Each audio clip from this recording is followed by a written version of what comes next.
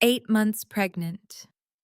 I stood barefoot outside my father's office and heard my husband tell my sister, "By sunrise, nobody will believe a word she says." My sister answered, "And after the baby comes?" Derek lowered his voice, but not enough. "After the baby comes, Nora won't have a house, a workshop, or a name anyone listens to."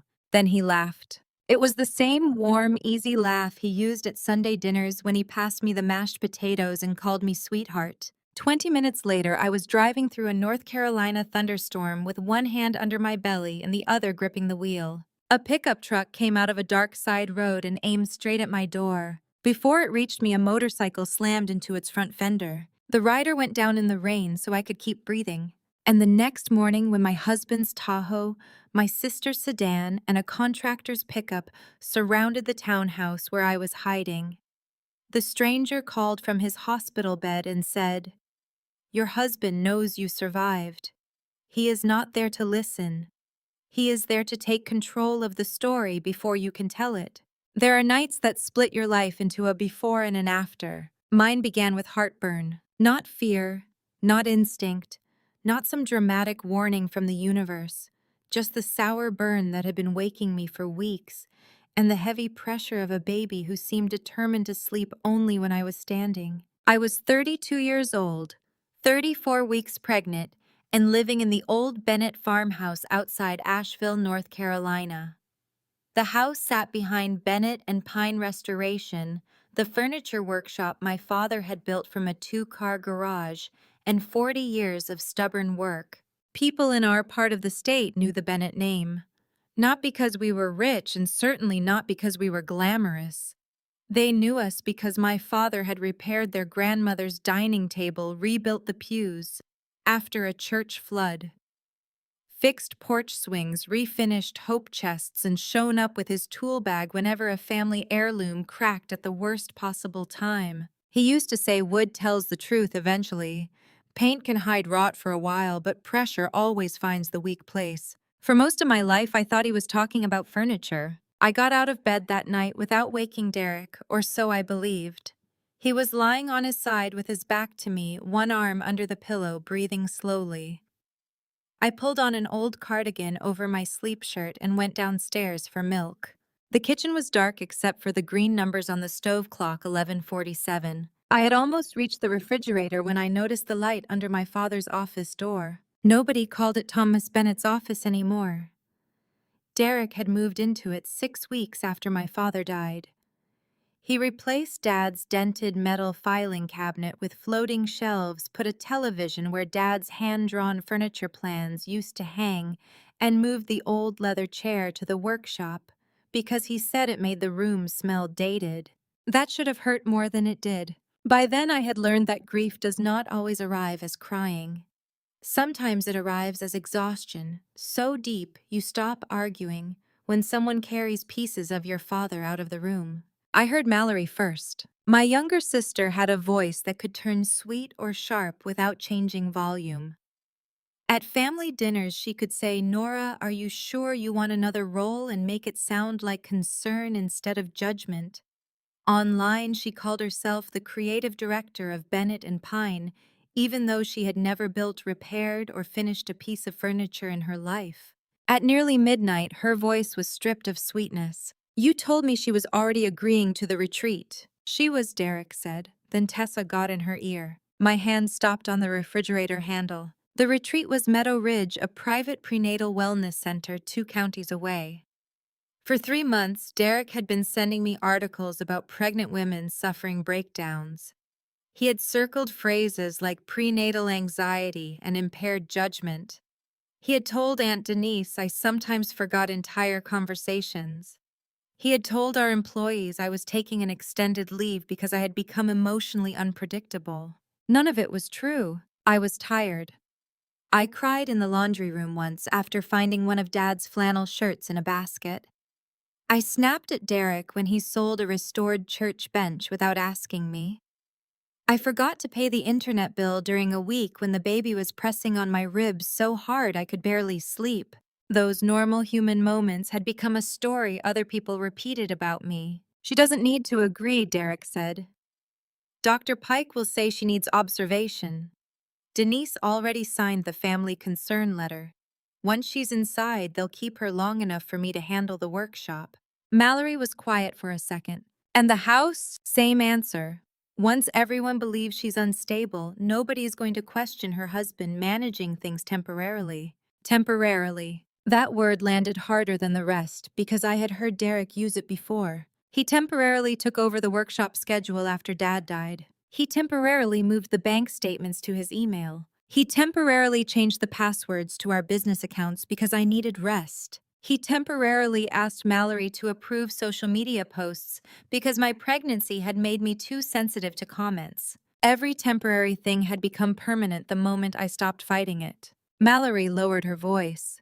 What if she refuses to get in the car tomorrow? Derek did not answer immediately. I moved closer to the door. Through the narrow opening, I could see the edge of Dad's old walnut desk, Derek's hand resting on a stack of papers, and Mallory standing beside the window in a cream sweater I had bought her for Christmas. Then Derek said Ray will be on Old Mill Road. If she runs, he scares her back. If she doesn't turn around. He shrugged. I could not see his face, but I saw Mallory's. For the first time, she looked afraid. You said nobody was getting hurt. I said nobody had to get hurt. Derek. She's carrying my child and acting like the whole family business belongs to her. It does belong to her, Mallory said, and there was bitterness in it, not loyalty. Dad made sure of that. Derek's voice hardened. Your father made sentimental decisions. I'm fixing them. You want your share or not? Mallory looked down. That was the answer. My baby shifted beneath my ribs. I pressed both hands over my stomach, terrified the movement itself would make noise. Derek continued. By sunrise, nobody will believe a word she says. By next week, the workshop will be under control. After the baby comes, Nora won't have a house, a workshop, or a name anyone listens to. Then he laughed. I backed away from the door one slow step at a time. Upstairs, I did not cry. I did not wake Derek's empty side of the bed and demand an explanation. I did not call Mallory and ask how long she had hated me enough to stand in that room. I moved. My father taught me to approach damaged furniture the same way. First, stop making the damage worse. Second, stabilize what can still be saved. Third, decide what deserves restoration and what needs to be removed. I put on jeans, boots, and the raincoat that no longer zipped over my belly. I took my wallet, keys, medication, a change of clothes, and the old prepaid emergency phone Tessa had insisted I buy after Derek installed a family tracking app on my regular phone. I had found the app 2 months earlier. When I asked about it, Derek kissed my forehead and said, "You're pregnant." I worry. I pretended to believe him. Before leaving the bedroom, I looked at my wedding ring. The diamond was small, the band simple. Derek had proposed on the loading dock behind the workshop, kneeling between stacks of reclaimed oak, while my father watched from the doorway, pretending not to cry. At the time, it had felt like proof that ordinary happiness could be enough. I left the ring on the dresser. Then I went downstairs. The office door was closed now. Their voices were softer. I slipped through the mudroom, grabbed the canvas tool bag I kept near the back door, and stopped at the narrow shelf above the coat hooks. Dad's mantel clock sat there. The Bennett hearth clock was not grand. It was 18 inches tall, built from black walnut salvaged from a barn that burned before I was born. My father made it during his first year in business. The clock had become the unofficial symbol of Bennett and Pine because its arched top and brass face appeared in the original hand-painted shop sign. Collectors had offered serious money for it over the years. Dad always refused. This clock bought your first crib, he once told me. It stays with the child who learned how to hear it tick. When I was 24, I repaired a split near the base. I used a hand-cut butterfly key beneath the back edge, then stained it a shade darker than the surrounding wood. Nobody could see it unless they knew where to look. I wrapped the clock in an old quilt and placed it in my tool bag. I do not know why. Maybe I understood even then that if they wanted to erase me, I needed to carry one thing that still knew my hands. The rain hit before I reached the garage. By the time I backed my Subaru down the drive, water was running across the gravel in silver sheets. Lightning flashed behind the ridge. The workshop windows glowed yellow on my left, and for one impossible second I saw my father standing behind the glass, the way he used to after closing, checking the locks twice. Then the lightning was gone, and so was he. I turned onto the county road. My regular phone began vibrating in my purse before I reached the first stop sign. Derek. Then Mallory. Then Derek again. I did not answer. At the gas station near the interstate, I parked beneath the awning, removed the phone, and placed it inside the trash can beside pump 6. The tracking signal could tell Derek exactly where I had stopped. It could not tell him which direction I went after that. I paid cash for gas and called Tessa from the emergency phone. She answered on the first ring. Nora, I need you not to ask questions yet. Her breathing changed. Tessa Morgan had been my best friend since 7th grade and a labor and delivery nurse for 9 years. She knew the difference between panic and danger. Are you bleeding? No. Contractions? No. Is Derek with you? No. A pause. Good. Where are you? I'm heading toward town. I need somewhere safe. You have my address. I think he knows it. Then come to the hospital. Use the employee entrance. Call me when you're 5 minutes away. I swallowed. Tess, I heard him talking to Mallory. What did they say? That by morning nobody would believe me. She did not tell me I was imagining things. She did not say maybe I misunderstood.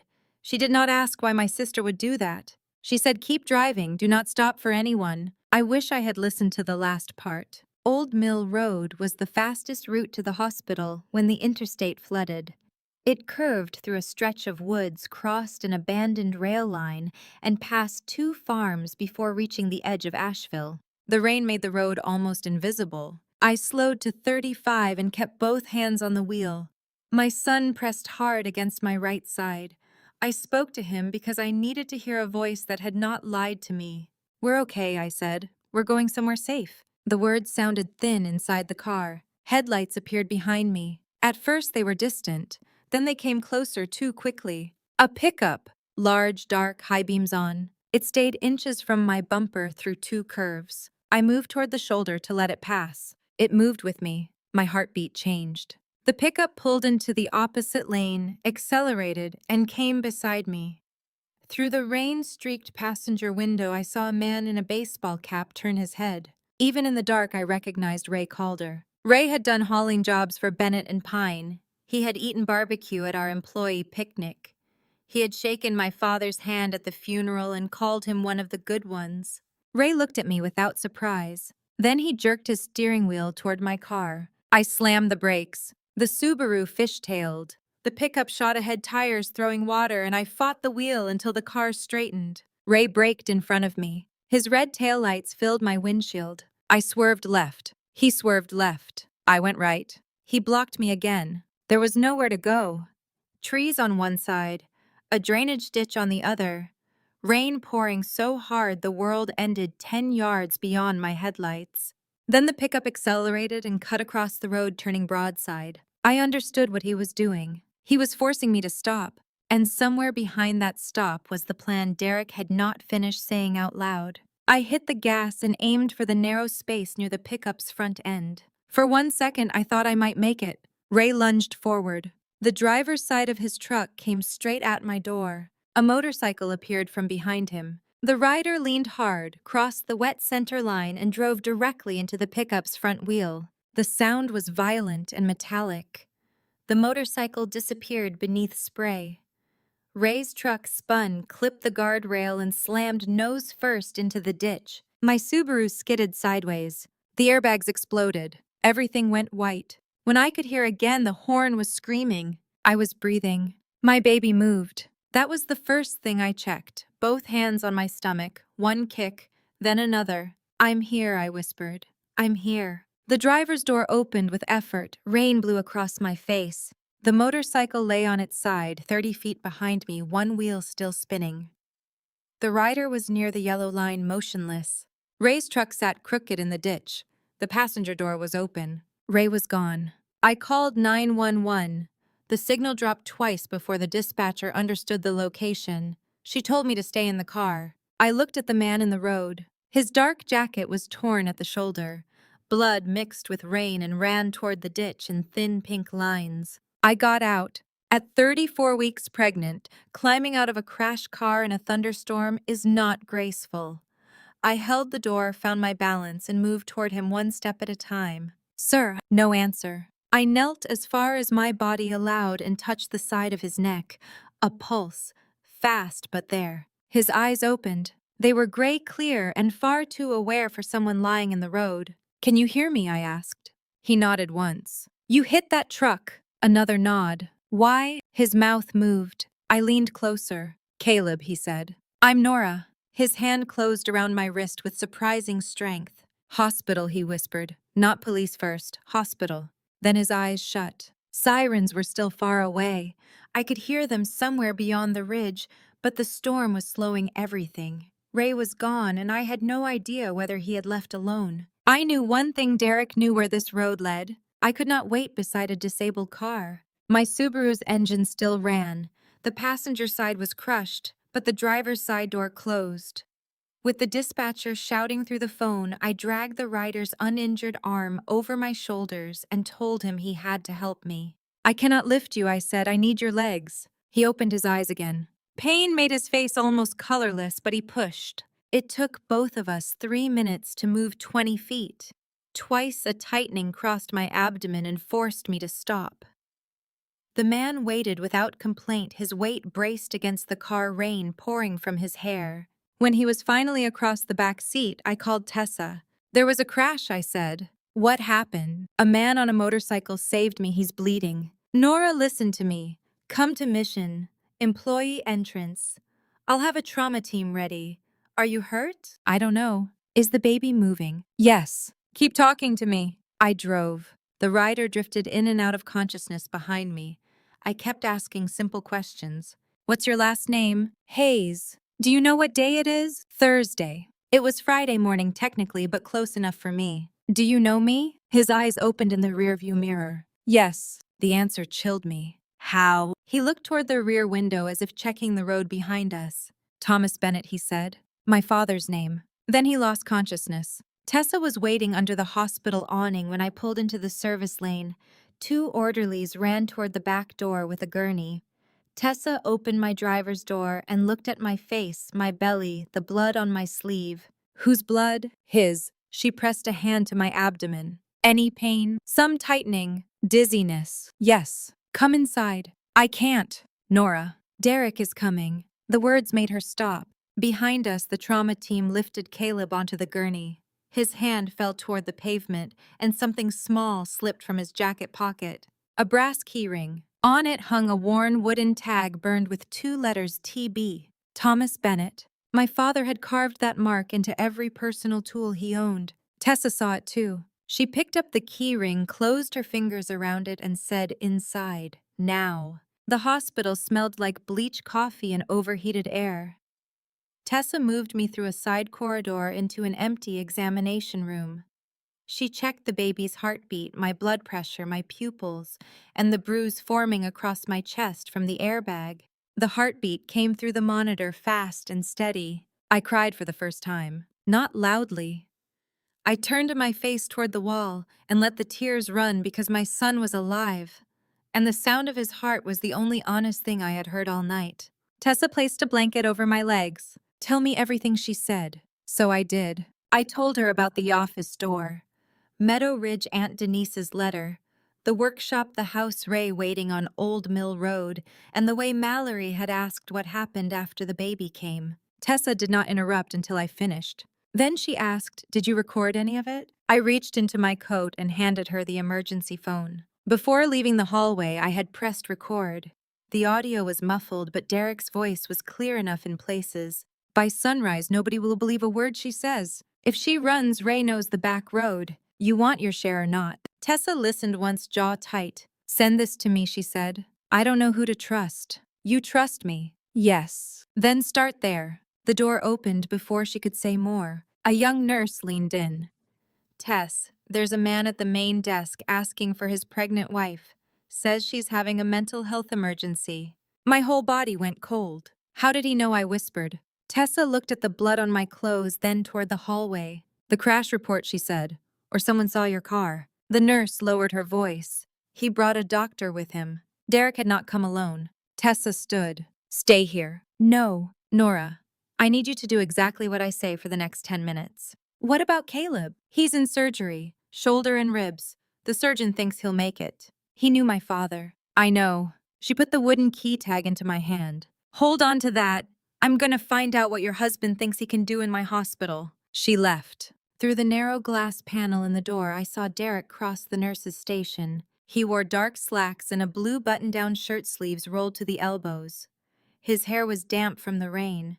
His face was arranged into concern. Mallory walked behind him. She had changed clothes since the office. She wore black leggings, an oversized coat, and no makeup. She looked younger, almost like the sister who used to climb into my bed during thunderstorms. Then she saw the blood on the floor outside the trauma bay. Her mouth opened. Derek put a hand at the center of her back and guided her forward. The gesture looked intimate, too practiced. Something inside me settled. Not broke, not shattered, settled. I had spent months wondering whether my husband and sister were too close, whether the private jokes, late meetings, and quick glances across family dinners meant what I feared. Standing in that examination room, I understood that the exact label did not matter. They had chosen each other against me. That was enough. Tessa met them at the desk. I could not hear every word, only pieces. Said patient privacy. My wife is confused. Signed concern letter. Then Dr. Pike stepped forward. I recognized him from 2 dinners at our farmhouse.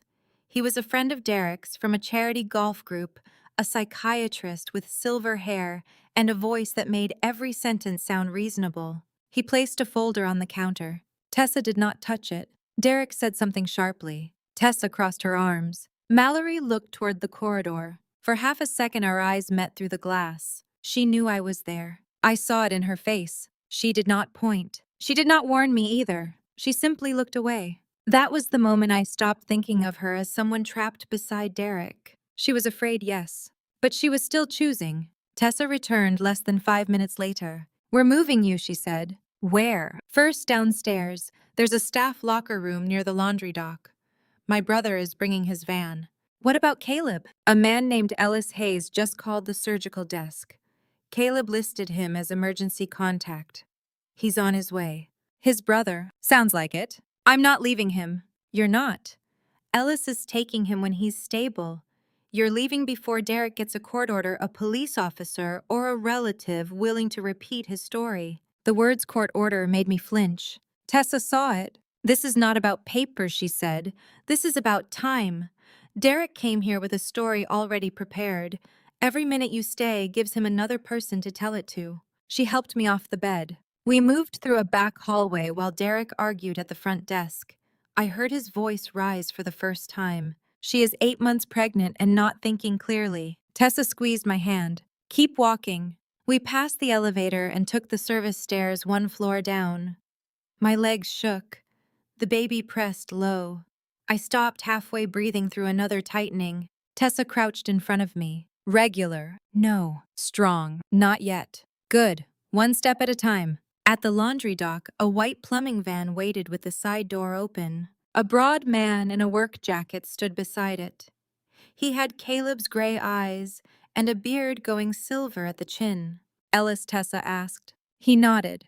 Where's my brother? In surgery, stable. His shoulders dropped by an inch. Then he looked at me. You're Nora Bennett. It was not a question. How do you know me? Because my brother has spent the last 8 months making sure you got home from work. The dock seemed to tilt. Tessa put a hand on my back. Ellis opened the van door wider. Thomas Bennett asked him to, he said. And if Derek Cole is upstairs, we need to leave before he realizes which exit you used. I climbed into the van. As the door closed, I heard my husband's voice somewhere inside the hospital calling my name. Not with love, with ownership. Nora. The van pulled away. I did not look back. The first place we went was not a safe house. It was Tessa's townhouse on the south side of Asheville, a narrow brick unit with a broken porch light and a kitchen full of mismatched mugs. She lived there alone except for a one-eyed cat named Walter, who studied me from the stairs as if pregnant women covered in rainwater arrived before dawn every week. Ellis parked the plumbing van behind the building. Inside, he locked the door, checked every downstairs window, and pulled the curtains closed. He moved with the same careful economy I had seen in Caleb on the road, though Ellis carried his caution differently. Caleb's was quiet and sharp. Ellis's felt like an older man's habit of preparing for trouble before admitting he expected it. Tessa arrived 20 minutes later. She had changed out of her scrubs and into jeans, but the hospital badge still hung from her pocket.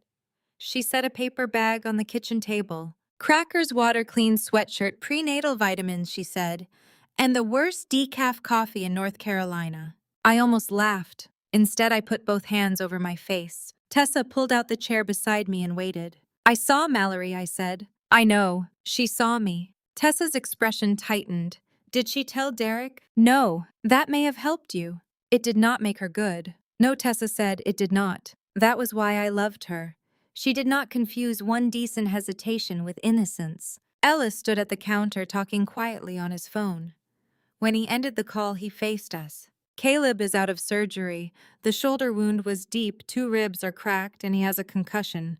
They are keeping him at least 2 nights. Relief weakened my knees. Can I speak to him? Not yet. He is awake for 30 seconds at a time and arguing whenever he is. That sounds promising, Tessa said. Ellis almost smiled. I wanted to ask 100 questions about Caleb, my father, the wooden tag, and why a stranger had been close enough to reach Old Mill Road before Ray did. Instead, another text lit the emergency phone. It came from Aunt Denise. Nora, your husband is terrified. Please stop punishing the family and come home before this becomes public. Tessa read it over my shoulder. Before this becomes public, she repeated, not before you get hurt. I turned the phone face down. At 6 in the morning, the sky began turning gray behind the curtains. Rain tapped more softly against the windows. Tessa made toast. Ellis sat near the back door. I lay on the couch with a pillow under my knees and tried not to imagine Derek moving through the hospital telling everyone I was unstable. A car door closed outside. Ellis moved first. He crossed to the living room without touching the curtain and looked through the narrow space beside the frame. What Tessa asked. Derek's Tahoe. My stomach tightened. Mallory's sedan is behind it, he added, and there is a white contractor pickup across the alley. Tessa went still. What kind of pickup? Ford, tool rack, no company name. I saw it leave the hospital after I did, she said. It stayed 2 cars behind me until I turned toward downtown. I thought I lost it.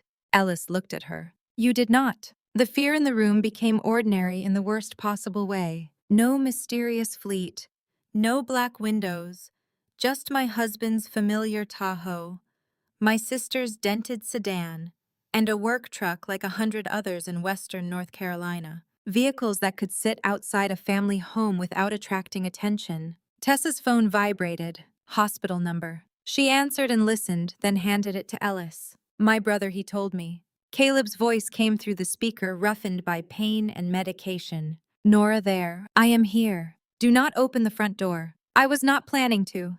Good. You are supposed to be sleeping. I have been informed. Tessa leaned toward the phone. You are staying in that bed. A faint pause. Yes, ma'am. She pointed at the phone as though he could see her. That did not sound sincere. It was the best I have. Despite everything, a strained laugh escaped me. Then Derek knocked. 3 slow hits. Nora, he called. Sweetheart, I know you are frightened. My body reacted before my mind did. My shoulders drew inward. My breath shortened. Caleb heard the voice through the phone. Ellis, he said, the maintenance passage behind the pantry still open. Ellis pulled the pantry door wide and moved 2 shelves aside. Behind them was a narrow utility corridor leading to the shared courtyard. Yes, take Nora through it. Tessa stays inside until they are clear. There is a blue Camry behind the grocery store. Keys are above the rear tire. Whose car? I asked. Mine. You own a blue Camry. I own a vehicle nobody remembers seeing. Derek knocked again. Mallory spoke from the porch. Nora, please come out. Aunt Denise has been crying all morning. The employees are asking questions. You are making everything worse. Not you could have died. Not is the baby safe. You are making everything worse. I looked at Tessa. I am not leaving you here with him. Yes, you are. He knows you helped me. He already knows. 5 more minutes will not make him kinder. Derek's voice softened through the door. We can still keep this private. Come home before people hear things they cannot unhear. Tessa's jaw tightened. That sentence tells me you need to go. I look toward the front room. You will call me the moment they leave, and you will not open the door if they threaten you. I am a labor nurse with a deadbolt and a bad temper. Go. Ellis picked up the backpack. I did not move. The emergency phone was still connected to Caleb. Why did my father ask you to watch me? I demanded. Nora Ellis said, glancing toward the door. I am done leaving rooms without the truth. Silence came through the speaker. Then Caleb said Thomas believed Derek was taking money from Bennett and Pine and isolating you from the people who would notice. He also believed someone had changed his medication before he died. My fingers tightened around the phone. You think Derek hurt my father? I think Thomas was afraid he did. And you watched me live in that house for 8 months. Yes. You let me sleep beside him. Yes. Anger burned through the fear. You do not get to give me one sentence and order me through another door. You are right. The answer stopped me. No defense, no reminder that he had saved my life, no demand for gratitude. Caleb continued, his voice weaker now. I should have told you sooner. Your father asked me to wait until I had something more than suspicion.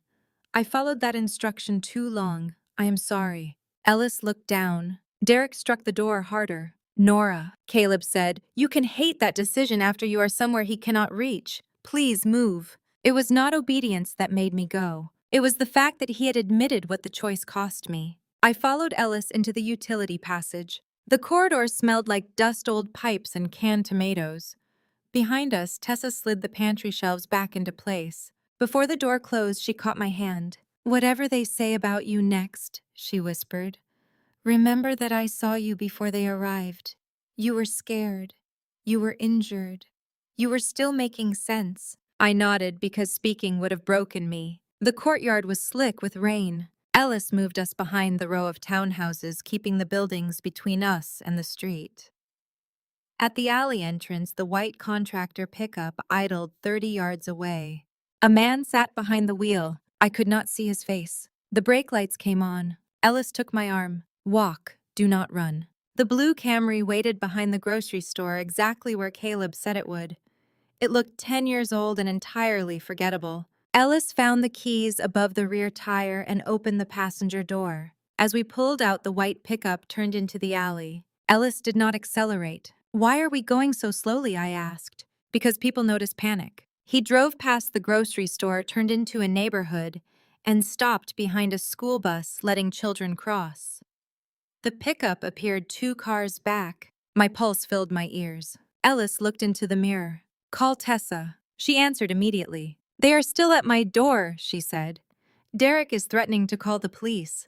Mallory keeps telling him not to make a scene. The pickup followed us, I said.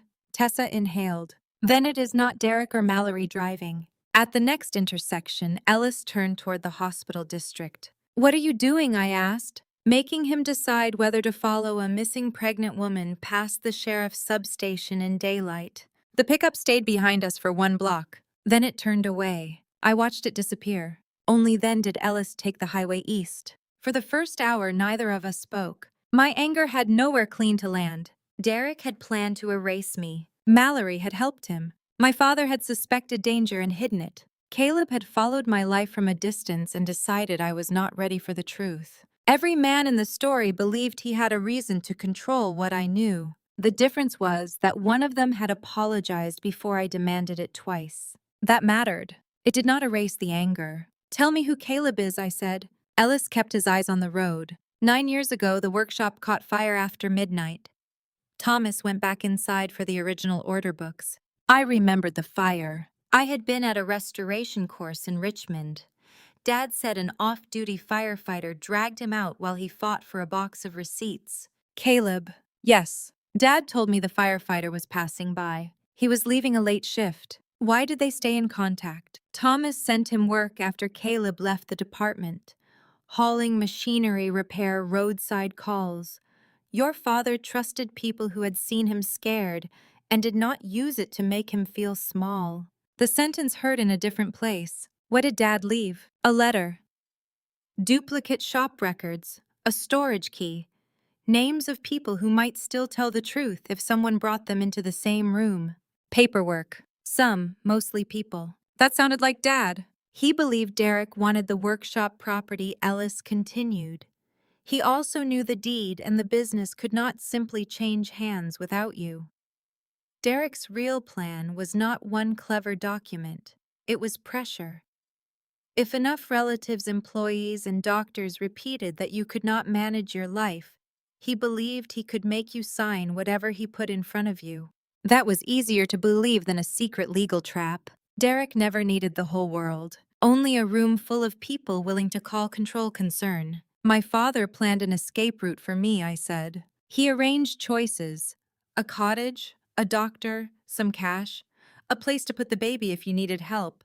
And he decided I could not be trusted with those choices until it was too late. Ellis did not soften it. Yes, I looked through the window at wet fields and low gray sky. I am angry with him. You should be. You loved him. I did. You can say both that easily. No, I have had longer to practice. We stopped outside Raleigh so I could walk and eat crackers.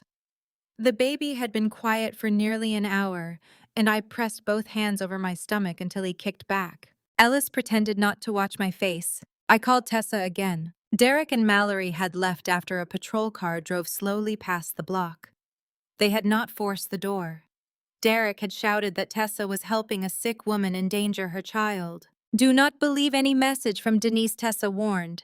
Derek has her phone. He called me from it.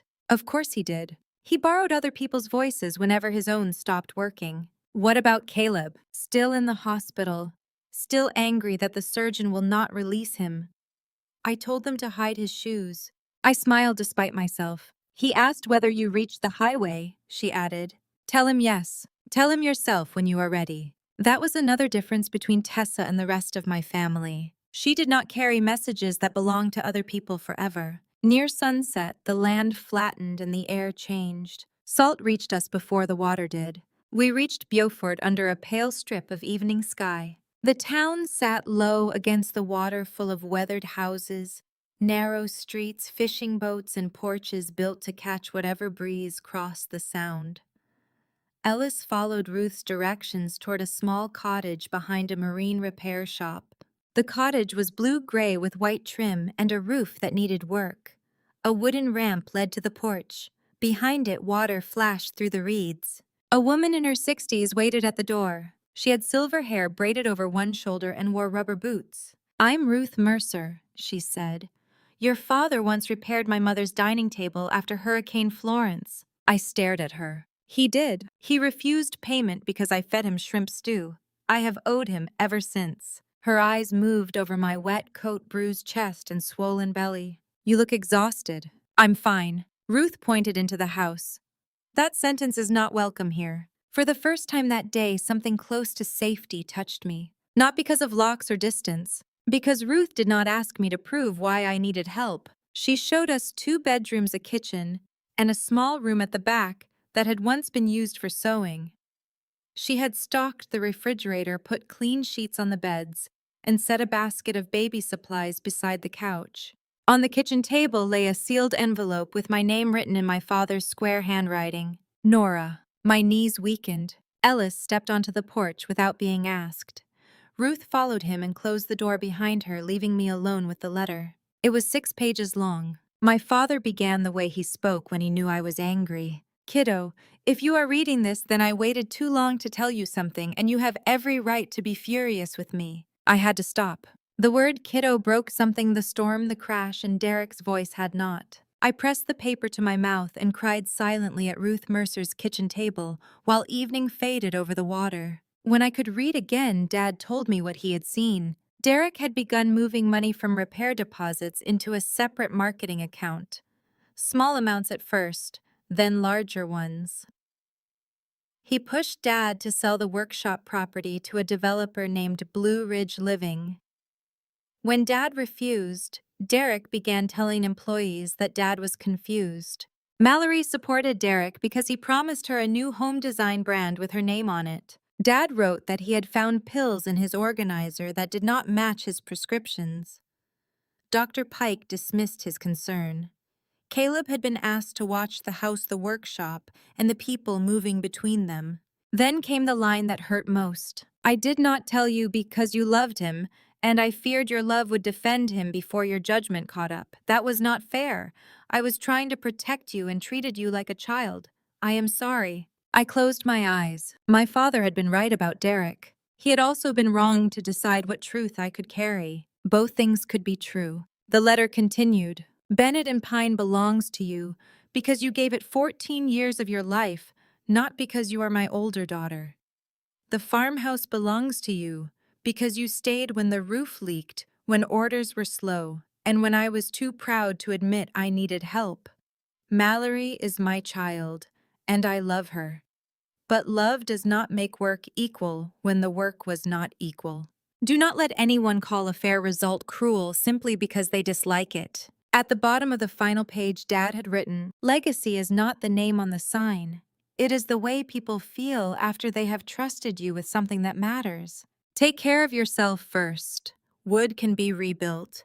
Businesses can be rebuilt. Houses can be rebuilt.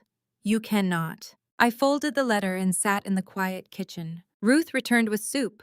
"Eat before you decide what the letter means," she said.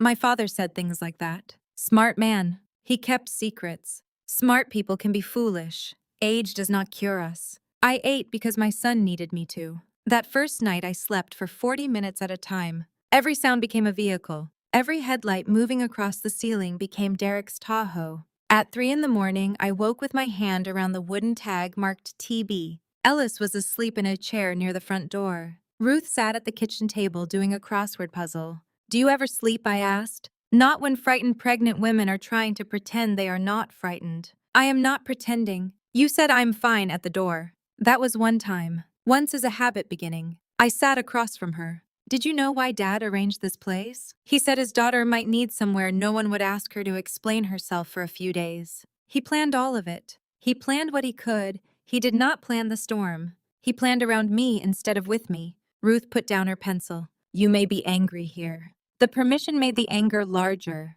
I should have known. I worked beside him every day. I was his daughter. Caleb watched my house for 8 months, and strangers knew more about my marriage than I did. "You are blaming yourself for other people's secrecy." "I am blaming myself for loving Derek." "That is not the same mistake as what he did with your love." I looked away. 2 days later, a pickup stopped beside the cottage. I went cold before I saw who stepped out. Caleb wore loose hospital pants, a buttoned shirt over a sling and bruising that darkened one side of his face. Ellis climbed out behind him carrying a paper bag of prescriptions. Caleb took 3 steps toward the porch and had to stop.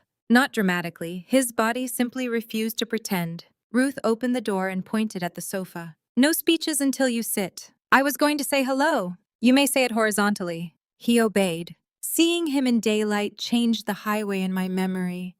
He looked less like an impossible rescuer and more like a badly injured man who had made one reckless choice at the exact second I needed it. I remained near the kitchen. "You should still be in the hospital." The surgeon agreed to discharge me if Ellis drove, and I stayed near the county clinic. The surgeon agreed, or you annoyed him until he stopped arguing. Both can be true. I almost smiled. Then I remembered the office, the months of watching, and every truth delivered too late. "I need to ask you something." Caleb's expression sharpened. "All right. If I had not run that night, when would you have told me?" He did not answer quickly. "That is not a difficult question," I said. "It is if I answer honestly." "Try." "I planned to tell you after I could prove Ray was being paid by Derek. And if you never proved it, I would have waited until after the baby came." The words struck harder than I expected. "You would have let me take my son back to that house. I believed I could keep watching." "You believed your watching was enough." "No, that is what you just said." He looked down at his left hand. "I believed warning you without proof might make Derek move faster. So you chose for me." "Yes." Anger rose so quickly that I kicked the leg of a kitchen chair. The sound startled all of us. "You and my father keep apologizing for treating me like a child after you already did it." Caleb did not stand. He could not have if he wanted to. "You are right. Stop saying that like it fixes something. It does not. Then defend yourself." "I cannot defend taking your choice. I can explain why I did it, but explanation is not the same as defense." That answer made me angrier because it left nowhere easy to strike. I turned toward the sink. "I do not know whether I can trust you. You should not decide today. You saved my life. That does not buy trust. The words quieted the room. Caleb continued, What I did on the road does not give me permission to manage the rest of your life. If I start acting like it does tell me to leave. I looked at him. He meant it. Not as a test. Not as a noble performance. As a boundary he believed I had the right to use. Do not hide information from me again, I said. I will not. Even if you think it will scare me. Yes. Even if Dad instructed you not to. Yes. Even if you think I will make the wrong choice. He held my gaze. Yes. Ruth picked up her crossword puzzle. Good, she said. Now both of you can stop trying to win and eat. I did not forgive Caleb that afternoon, but I believed the promise enough to let him stay in the second bedroom. The next morning, he placed a manila folder on the kitchen table. Inside were copies of every note he had made during the 8 months he watched the farmhouse. Dates, vehicles, changes in Dad's medication schedule, Ray's visits to the shop, Dr. Pike's private dinners with Derek, a photograph of Mallory carrying a banker's box out of Dad's office. Nothing hidden. You said everything Caleb told me. That is everything I have. I read until my eyes blurred. Then I closed the folder. Thank you. He nodded. No request that I trust him now. No reminder of the truck. That mattered. The following afternoon, 3 days after I reached Beaufort, pain wrapped around my lower back while I stood at the kitchen sink. I dropped the sponge. Ruth timed the next wave. 7 minutes. Then 6. This time there was no mistaking it. Caleb reached for the car keys. I looked at his shoulder. You are not driving. Ellis went back to Asheville. Ruth can drive. Ruth was already pulling on her boots. Caleb picked up the hospital bag Tessa had packed. The clinic was 12 minutes away, attached to a small county hospital overlooking a marsh. Tessa joined us by video call, her face filling Caleb's phone while a midwife named Anna checked me. You are having a baby today, Anna said. I would like to reconsider. She laughed. Too late. Labor lasted 13 hours. There was nothing beautiful about most of it. It was sweat, fear, pressure, shaking, and the deep animal certainty that my body had become a road I could not step off. Tessa talked me through every wave from Asheville. Ruth held a cold cloth to my neck. Caleb stayed near the door at first, as if unsure he had the right to come closer. During the hardest hour, I reached for a hand without looking. His was there. I squeezed until his knuckles went white. He did not pull away even when the pressure dragged against his injured shoulder. You can say something encouraging, I gasped. You are doing it. That is not encouraging. You are still doing it. Tessa's voice came through the phone. That is about as poetic as Caleb gets, apparently. Caleb looked offended. I can be poetic. Not now, I said. My son arrived at 2:16 in the morning. He was 7 pounds 1 ounce, red-faced, loud and furious at the entire room. The moment they placed him on my chest, every other sound disappeared. I counted his fingers. I touched the dark hair plastered to his head. I watched his mouth open and close as he searched for me. Hi, I whispered. I'm your mom. It felt like the first name nobody could take. I called him Owen Thomas Bennett. Thomas for my father, not because he had been perfect, but because love can survive the truth about someone's mistakes. Later, after Ruth went home to sleep and Tessa's video call ended, I woke in the dim hospital room and found Caleb sitting by the window with Owen against his chest. He held the baby awkwardly but carefully, his left arm supporting most of the weight, because his right shoulder was still healing. Owen slept with one tiny fist against Caleb's shirt. Caleb looked down at him with an expression I could not immediately name. Grief was there. So was wonder, and something quieter. A promise forming before anyone had asked for it. You can put him back in the bassinet, I said softly. Caleb looked up. He made a noise. Babies do that. I thought he was waking. He may be. Caleb stood and brought him to me. As I took my son, Owen opened his eyes for half a second. Caleb whispered, Your grandfather was the best man I knew, and one of the most stubborn. You got the better half of that, I hope.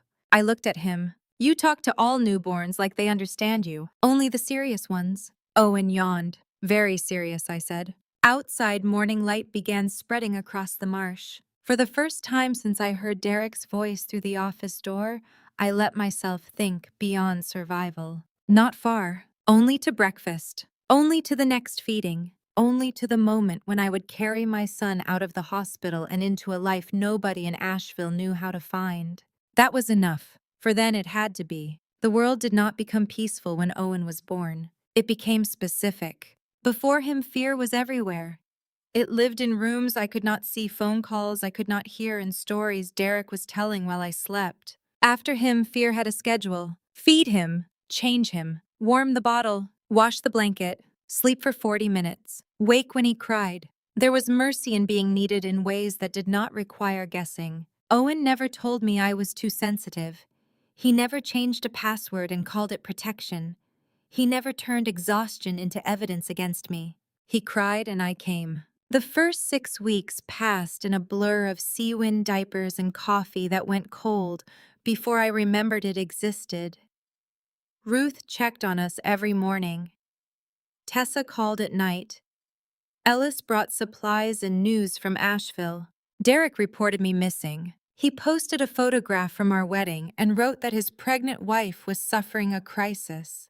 He asked people to pray for my safe return. Mallory shared the post with a broken heart emoji. "Please come home, Nora. We love you." The comments were worse. Aunt Denise wrote, "This is why families must take mental health seriously." One cousin wrote, "Derek has been so patient through all of this." A former client wrote, "I always thought Nora seemed fragile after Thomas died." People who had watched me carry tables, negotiate orders, train apprentices, and sit beside my father through dialysis reduced me to one word because Derek offered it first: unstable. I read every comment for 4 days. On the 5th, Owen began crying while I was holding the tablet. Instead of putting it down, I kept scrolling. Caleb reached across the table and closed the cover. "I was reading that." "I know." "Then open it." "No." The word was quiet. It was still no. My whole body went hot. "You do not get to decide what I read." "You are right." "Then open it." He did. Immediately. No argument. No wounded expression. He slid the tablet back across the table. I stared at the screen. The victory felt terrible. Owen was still crying. I picked him up, but my hands shook so badly that Ruth took him from me. I went into the sewing room and shut the door. 10 minutes later, I heard Tessa's voice on the phone in the kitchen. Ruth must have called her. When I came out, I was angry at all of them. I do not need a committee every time I fall apart. Tessa's face filled the tablet screen. "No one said you were falling apart." "You called her." Ruth did not apologize. "You were shaking while holding the baby." "I would not have dropped him." "I know. I also knew you needed both hands free to be angry." That answer took some of the heat from me. Tessa said, "Nora, I am not Derek. Ruth is not Derek. Caleb is not Derek. But none of us becomes harmless just because Derek was worse. Tell us when we cross a line." I did. And Caleb opened the tablet. I looked at him. He remained near the counter, not approaching. "I should not have closed it without asking," he said. The apology did not erase the moment. It kept the moment from becoming a pattern. That distinction would become important. I stopped reading comments that day, not because Caleb ordered me to, but because I finally asked myself what the reading gave me. Nothing useful. Only the illusion that if I consumed enough cruelty, I could prepare for the next piece. I could not. The county investigation into the crash moved slowly and then barely moved at all. Ray Calder returned after 3 weeks and claimed he lost control in the storm. He said he saw my Subaru spin near the guardrail and panicked. He denied aiming at me. He claimed the motorcycle rider attacked him and fled. My hallway recording proved Derek and Mallory planned to take control of the workshop and send me to Meadow Ridge. It did not clearly prove that Derek told Ray to kill me. Caleb's helmet camera had been crushed. The memory card looked burned along one edge.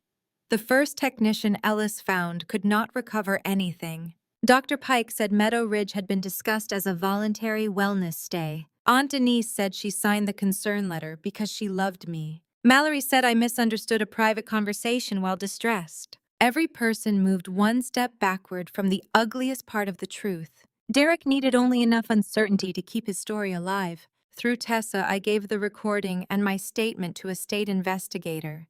I did not vanish from the authorities. I vanished from Derek.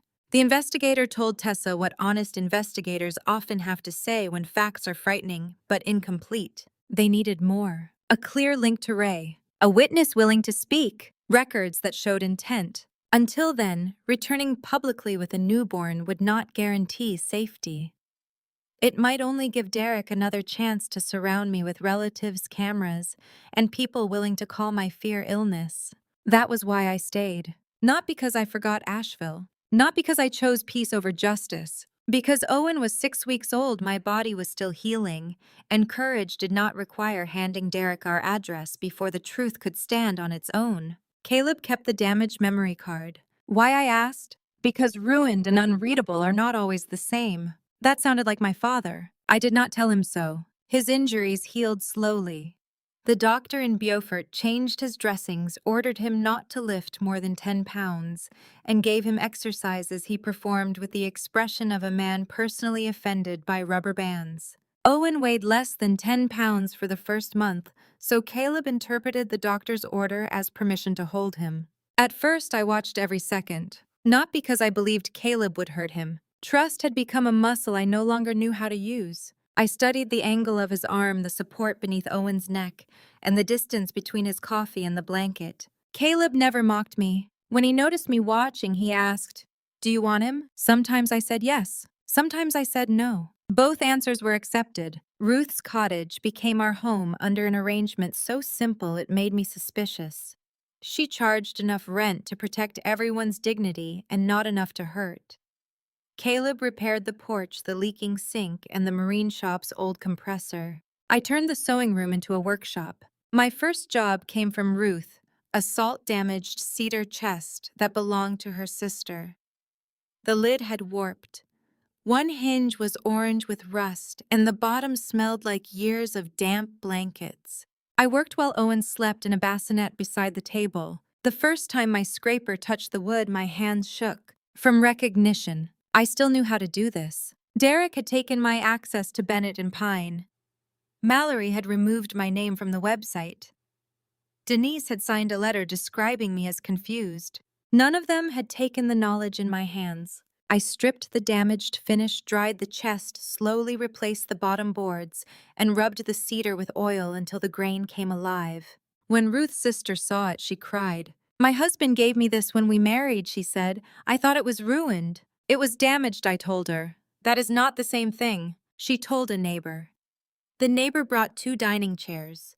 Then came a porch swing, a water-stained dresser, a church lectern, and a child's rocking horse missing one ear. I worked under the name Harbor and Grain Repair. No photograph, no social media page, no address beyond a post office box. Clients left pieces at Ruth's marine shop, and I collected them after closing.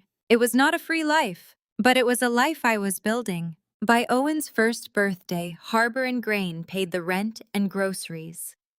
Caleb repaired boat engines and roadside breakdowns from the garage. Our days developed ordinary problems. A client changed her mind about stain after I finished a table. The cottage water heater failed. Owen refused every vegetable except peas, then rejected peas because one touched his chicken. Caleb and I argued about whether a stack of carburetor parts belonged on the kitchen counter. "They are clean," he said. "They are still carburetor parts. This house contains wood glue beside the butter, in a sealed container. So are these. Move them." He moved them, not happily. That mattered too. He was not endlessly agreeable.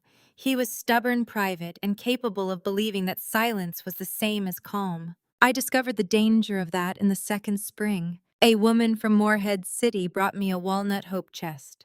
I repaired the lid using a narrow hand-cut key beneath the back edge, the same technique Dad taught me, and the same one I used on the hearth clock. The client posted a photograph online. She did not name me.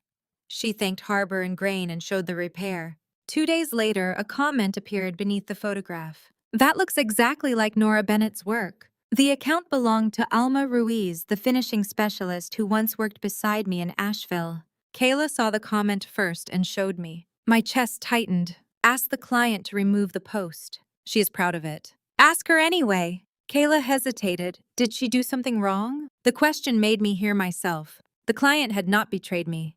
She had thanked a craftsperson. Fear was asking me to punish an innocent person for being pleased. "No," I said, "do not contact her yet." That evening I told Caleb. He looked at the photograph for a long moment. "We should assume someone at Bennett and Pine will see it." "What do we do?" "Nothing tonight. I will check whether the account follows the shop page. You will tell me what you find." "Yes." For 4 days, he told me there was no change. On the 5th, I found a photograph in the printer tray at the marine shop. It showed Ruth's cottage from across the street. The date in the corner was 2 days earlier. A second page showed my truck outside the grocery store. A third showed Caleb carrying Owen into the pediatric clinic. My skin went numb. Caleb came through the back door carrying a toolbox. He saw the pages in my hands and stopped. How long, I asked. He did not pretend not to understand. Since Monday. It was Friday. The room narrowed. You said there was no change. I said the account had not changed. You knew someone photographed the house. Yes. And you did not tell me. I was trying to find out who it was before frightening you. The words were nearly identical to every reason my father had given from the grave. Nearly identical to the logic Derek used before taking a password, a schedule, or a choice. I threw the photographs onto the table.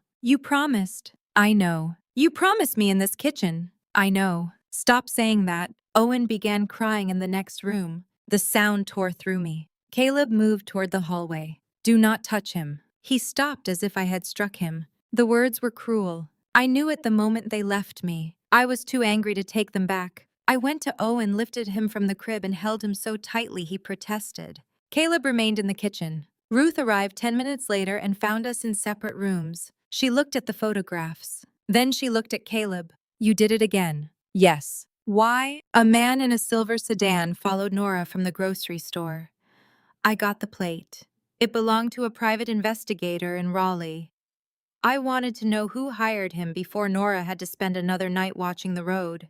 Ruth's expression did not soften. You made her spend 4 nights living inside a danger she could feel but could not name. Caleb looked toward the bedroom. I know. This time I hated the phrase less because Ruth had already named the cost. Tessa came on the phone that evening. I was still furious. You knew I asked her. Caleb called me yesterday. The answer felt like another betrayal. So everyone knew except me. He told me because the investigator called the hospital asking whether you delivered there. And you did not call me. I was trying to verify the request. You get to go home to your apartment and your job while I hide behind curtains.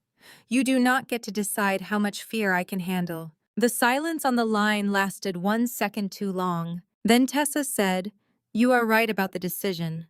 You are wrong to use my life as proof that I do not understand fear. Shame arrived under the anger. Tessa continued. I have lied to Derek, refused a doctor at my nurse's station, and wondered every week whether helping you would cost my license. I would do it again. But do not make my love invisible because I made a mistake. I sat on the edge of the bed. Owen slept against my chest. I'm sorry. I accept the apology. I am still sorry I did not call. Both things stayed in the room. No one became entirely right. No one became entirely wrong. That was what family conflict was supposed to allow. Caleb slept in the garage for 2 nights. Not because I ordered him out of the property, because he said I deserved space in the cottage without watching him. Before leaving, he placed every piece of information on the kitchen table. The investigator's name, the plate number, photographs of the silver sedan, a voicemail in which the man claimed to be searching for a missing heir on behalf of concerned relatives. The number the investigator called from. Caleb also wrote down the thing he feared most. Derek may know you are alive. He may not know where. The photographs could be an attempt to confirm. No softening. No decision made for me. Ruth asked what I wanted to do. The old answer would have been leave immediately. Run before the fear reached the porch. Instead, I asked questions. Had the investigator entered the property? No. Had he photographed Owen's face clearly? No. Had he contacted any local client? Not that we knew. Was there somewhere safer nearby if he returned? Ruth's sister owned an empty apartment above a bait shop. We moved there for 1 week while Ellis and Tessa reported the investigator's conduct, and Caleb followed the payment trail through a licensed contact. The man had been hired by a law office Derek used for business collections. The assignment described me as a missing spouse who might be living under diminished capacity. Derek was still using concern as a leash. The investigator stopped after receiving a formal warning that I had contacted authorities voluntarily and did not wish to be located by my husband. No dramatic arrest, no confrontation, only a boundary placed where there had been none. When we returned to the cottage, Caleb stood on the porch. He did not carry flowers. He did not make a speech. I repeated Thomas's mistake, he said. I decided information was dangerous for you and useful for me. I am sorry. You were afraid. Yes, that does not make it acceptable. No, if you do it again, you cannot stay. His face tightened. I understand. Do you? Yes. Saving someone once does not give me permanent permission to choose for her. That was the answer I needed. Not because it was perfect, because it cost him something to say. I let him return to the second bedroom. Trust did not come back all at once. For months, whenever Caleb said I need to tell you something, my stomach dropped. He told me anyway. A strange car parked near the marine shop. A client asked too many questions. Ellis heard Derek was telling people he planned to declare me legally dead. Aunt Denise sent Tessa a message saying she dreamed I had a little boy. None of the information was hidden because it might upset me. Over time, the truth stopped arriving like punishment. It became part of the table. Our next crisis was not Derek. It was a fever. Owen was 10 months old when his temperature reached 104 shortly after midnight. His breathing came too fast. He refused a bottle and went limp against my chest in a way that turned every thought into panic. At the county hospital registration desk, the clerk asked for his full legal name. We had used a shortened surname locally. For one terrible second, I considered lying. Then Owen made a weak sound. I gave the nurse his real name, Owen Thomas Bennett. I gave mine too, Nora Bennett. Caleb stood beside me but said nothing. The nurse typed the names, called the pediatrician, and treated my child. No alarms sounded. No one called Derek from the desk. The world did not end because I spoke my own name. Owen had a severe ear infection and dehydration. We stayed until morning while fluids ran through a tiny line in his hand. Caleb sat beside the crib and replaced the cool cloth on Owen's forehead every 15 minutes. I stood in the doorway for a while. Then I went in. There was room for both of us. Near dawn, Owen's fever broke. His fingers unclenched. Caleb lowered his head until his forehead touched the mattress. I watched him breathe. That morning, I understood that love was not proven by being fearless. It was proven by what a person did with fear. Derek made everyone else carry his. Caleb had hidden his once and hurt me with it. Then he learned to bring it to the table. The difference was not perfection. It was repair. By Owen's first birthday, Caleb could lift his right arm above his head again, though cold mornings made the scar pull tight. He complained more after our argument because I told him silence was not noble if it made everyone guess. My shoulder hurts, he announced one rainy morning. I looked up from a chair frame. How badly? Enough that I would like sympathy and coffee. You can have one. Coffee. Yes. He waited. I brought him both. Harbor and Grain became busy enough for me to hire Kayla 2 afternoons a week. Kayla was 19, quiet, and raising a baby with help from her grandmother. She had been fired from a home decor store for missing shifts when her son was sick.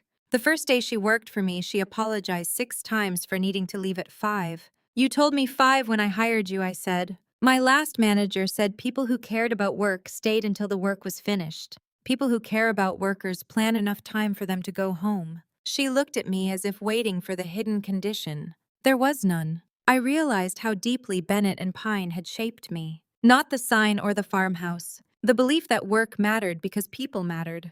My father had not lived that belief perfectly. I could carry the best of him without repeating the worst. Caleb's repair business grew too. Fishermen trusted him because he did not invent expensive problems. Tourists trusted him because he explained repairs without making them feel foolish. Ruth trusted him because he finally replaced the porch railing she had threatened to fix for 4 years. Owen trusted him for simpler reasons. Caleb showed up.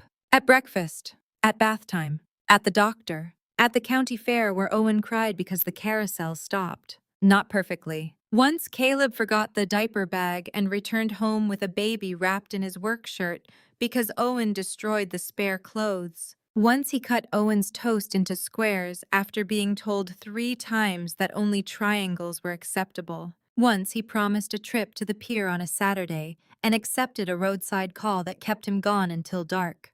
Owen waited on the porch with his shoes on. When Caleb returned, he did not say work was important or that Owen was too young to understand. He sat on the step. I broke my promise, he said. Owen crossed his arms. Yes, I am sorry. You bad. I was bad at keeping that promise. You go pier now. It is dark. Tomorrow. Yes, tomorrow, before any work. The next morning they left before sunrise. That was the kind of father Caleb became. Not one who never disappointed, one who returned without making the child responsible for forgiving him quickly. When Owen was almost 2, he began calling him K-Bub. A month later, it became Daddy K-Bub. The first time Caleb was kneeling beside the porch steps, repairing a loose board. Owen held out a plastic screwdriver. Daddy K-Bub, mine help. Caleb stopped moving. I was inside near the kitchen window. He looked toward me. I could not speak. He turned back to Owen. You can help, but your fingers stay away from the drill. That was all. Later, after Owen slept, I found Caleb on the porch. You could have corrected him, I said. Did you want me to? I do not know. Then I will not decide for you. He is deciding. He is too. He knows who comes when he cries. Caleb looked toward the dark water. I will never ask him to call me anything. I know. And I will never use what he calls me to win an argument with you. The promise was specific because he understood the danger. Derek had treated husband, father, sister, and family like keys that opened whatever he wanted. Caleb was accepting a name without turning it into ownership.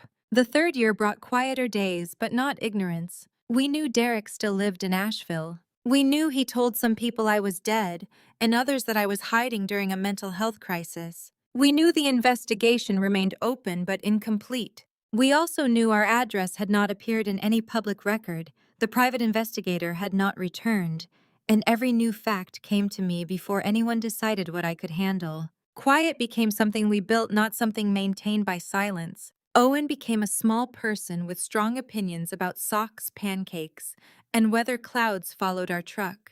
He loved the marine shop, hated haircuts, and carried a wooden car Caleb made from walnut scrap.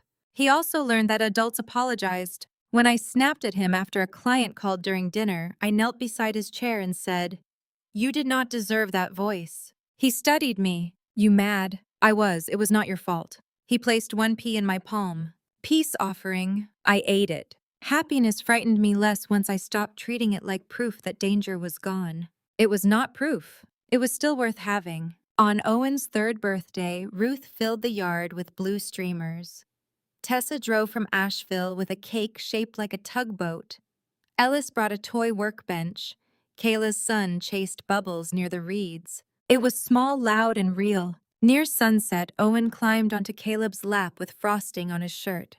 "Daddy Caleb." "Yes, buddy? You stay my house when I get big." Caleb did not answer immediately. He looked at me, not asking permission to love Owen, remembering that forever belonged to all of us. "I plan to keep showing up," he said. Owen frowned. "That means yes." "It means yes." Owen accepted this and ran after another bubble. That night I sat on the porch with Dad's letter. The final line looked different after 3 years. Legacy is not the name on the sign. It is the way people feel after they have trusted you with something that matters.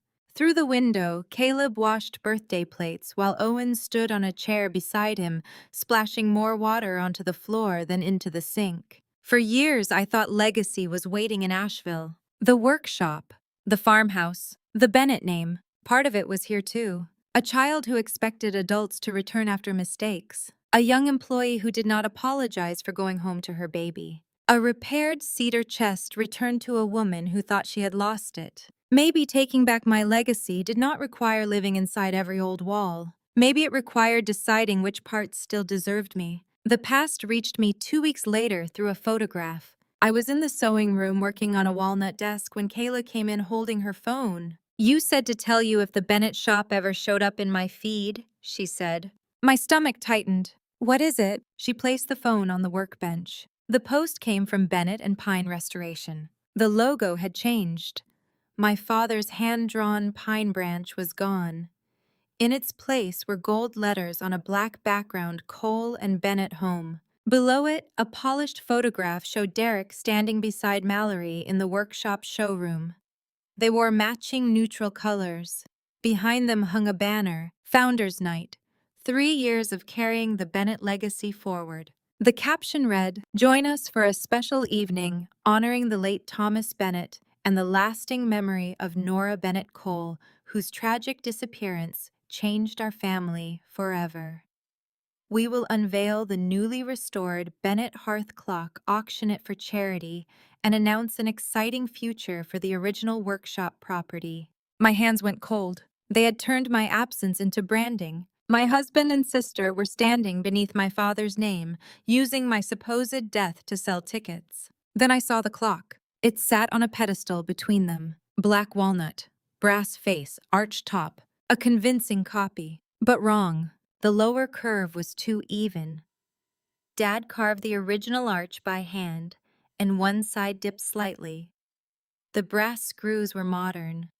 Most important, the dark butterfly repair beneath the back edge was missing.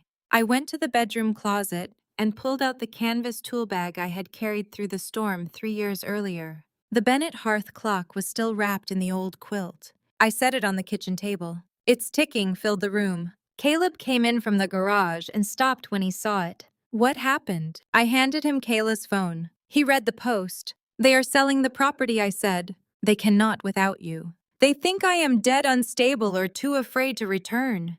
Maybe they have found a way to make the sale look temporary.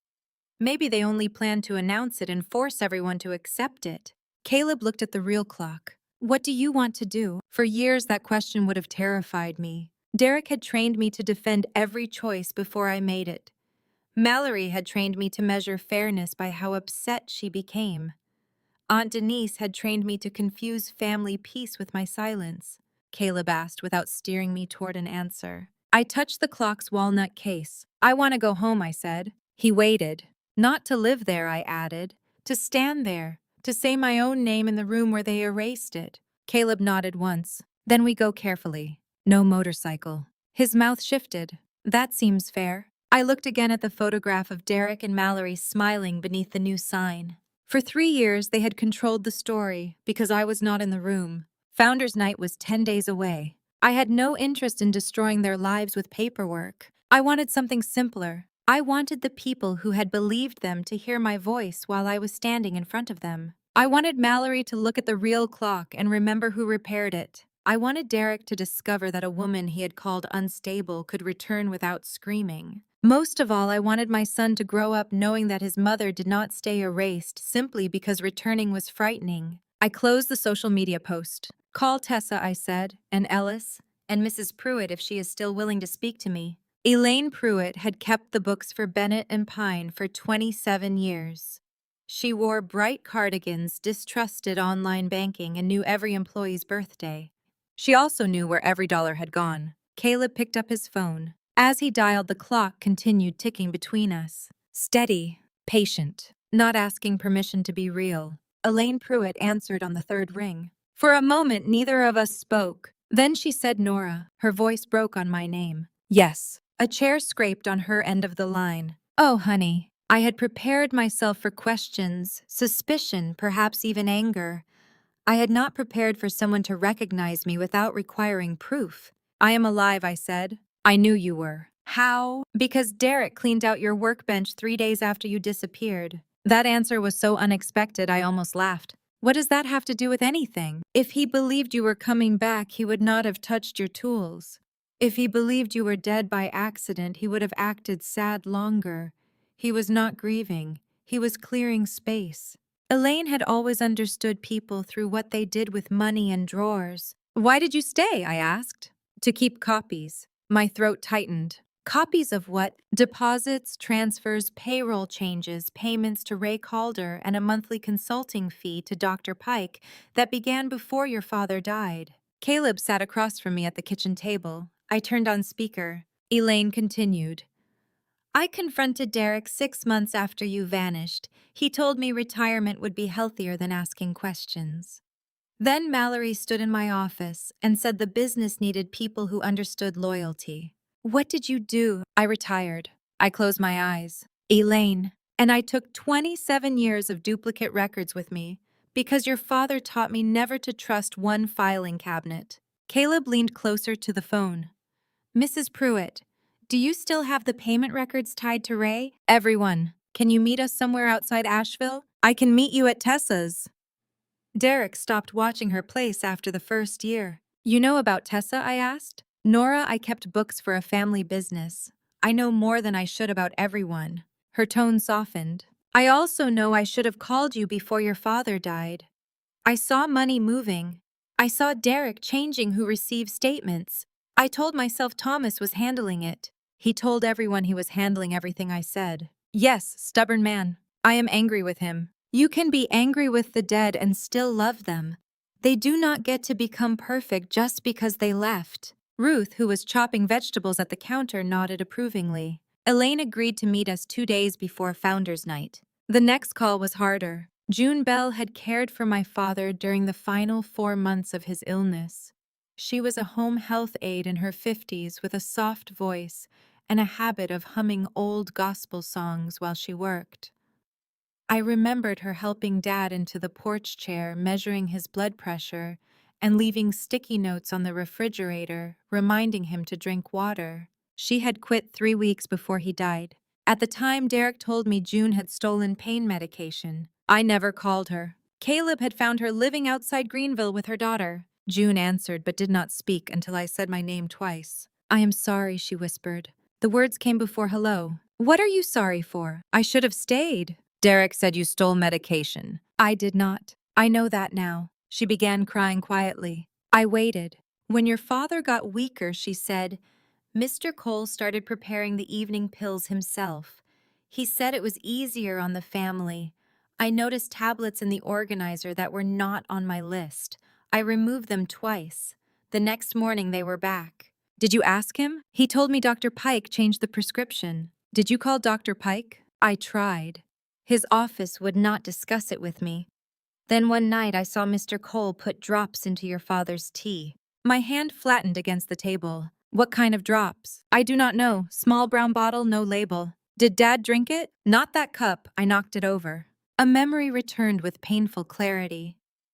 Dad sitting at the kitchen table, tea spilled across his lap. Derek furious because June had ruined his computer charger. June leaving early with red eyes. What happened after that? Mr. Cole followed me to the laundry room. He said if I accused him of anything, he would report me for stealing controlled medication. He knew my daughter had been arrested years ago. He said no agency would hire me again. Why did you not tell me? I tried. I stopped breathing. When? The day I quit. You were in the workshop. Mallory came outside before I reached you. She said you were under too much stress and that anything I told you could harm the baby. I looked at the clock on the table. Mallory knew. She knew I was afraid of Derek.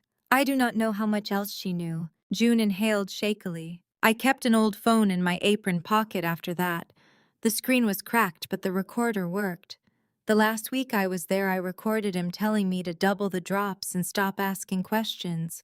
Caleb's eyes met mine. Do you still have it? He asked. Yes. Why? Because I needed to know I had not imagined him. That sentence moved through me like a blade. All of us had kept something for the same reason. My hallway recording. Caleb's damaged memory card. Elaine's duplicate books. June's cracked phone. Not because we began with a plan for revenge. Because gaslighting makes people collect proof of their own reality. Will you come to Founders Night? I asked. June was silent for so long I thought the call had dropped. I am afraid, she said. So am I. What if he says I am lying? He will. What if people believe him? Some will. I heard her breathing. Then why go? Because my father died hearing people call him confused. Because I disappeared while people called me unstable. Because Derek depends on frightened people staying in separate rooms. June began crying again. This time her voice was stronger when she answered. I will come. After the call I went outside. The wind off the sound was cold. Caleb followed but stayed near the steps, giving me space. Mallory stopped June from reaching me, I said. Yes. She knew enough. Yes. I keep wanting there to be a line. A clean line where she changed from my sister into someone who could do this. There may not be one. I remember braiding her hair before school. I remember driving 4 hours to pick her up after her college boyfriend left her at a party. I paid the first 3 months of rent on her apartment. Caleb leaned against the railing. Good memories do not cancel bad choices, and bad choices do not erase every good memory. No, that would be easier. Yes, I looked at him. You agree too often. You are often right. That cannot be true. It is not. I am choosing the moments carefully. I laughed despite myself. The laugh passed quickly, but it mattered. We spent the next week preparing, though the word preparing made it sound more dramatic than most of the work felt. I wrote down the story in order. Not every transfer, not every date, not every rumor. Only the pieces that showed what Derek and Mallory had done to people. Dad being called confused after questioning his medication. Me being called unstable after questioning the business accounts. June being called a thief after seeing the drops. Elaine being pushed into retirement after following the money. Ray being paid after agreeing to wait on Old Mill Road. The pattern was simple once placed in one line. Derek did not defeat people by proving them wrong. He gave everyone else a reason not to listen. Caleb took the damaged helmet camera card to a technician in Wilmington. 2 days later, the technician recovered 43 seconds of video. The image shook violently in the rain, but it showed Ray's pickup behind my Subaru accelerating when I moved toward the shoulder and steering toward the driver's side. It showed the motorcycle closing the distance. It ended at impact. No explanation was needed. I watched it once. Then I turned away. Caleb closed the laptop. "You do not have to show the impact," he said. "I think we do.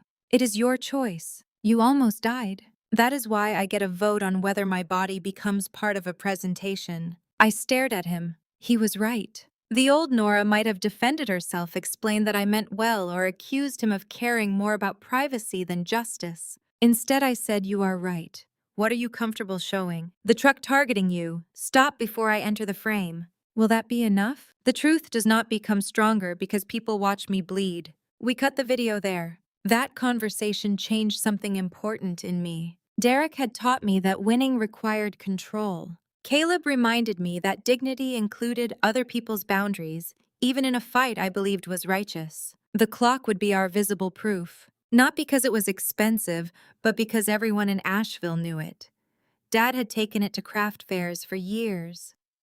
Old employees remembered the uneven arch.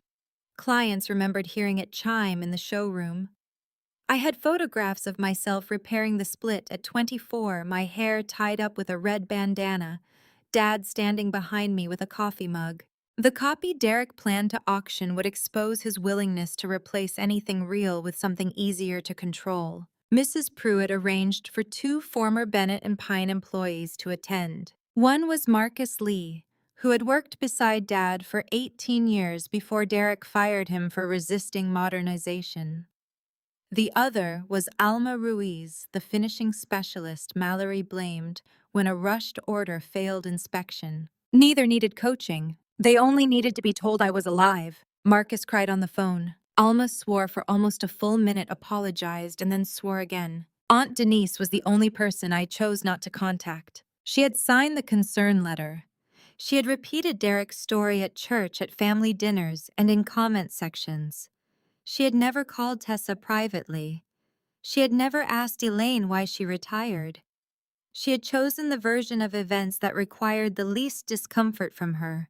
I wanted her to see me when everyone else did, not as punishment, because I needed to know what her face did before she had time to arrange it. The day before we left, I took Owen to the beach. He wore yellow rain boots even though the sky was clear.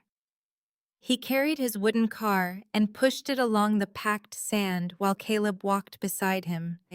I stood near the water with Ruth. "You can leave him here," she said. "I know. He will be safe. I know. You do not have to prove courage by taking your child near danger. I know." She looked at me. "You keep saying that because I am trying to make myself believe it."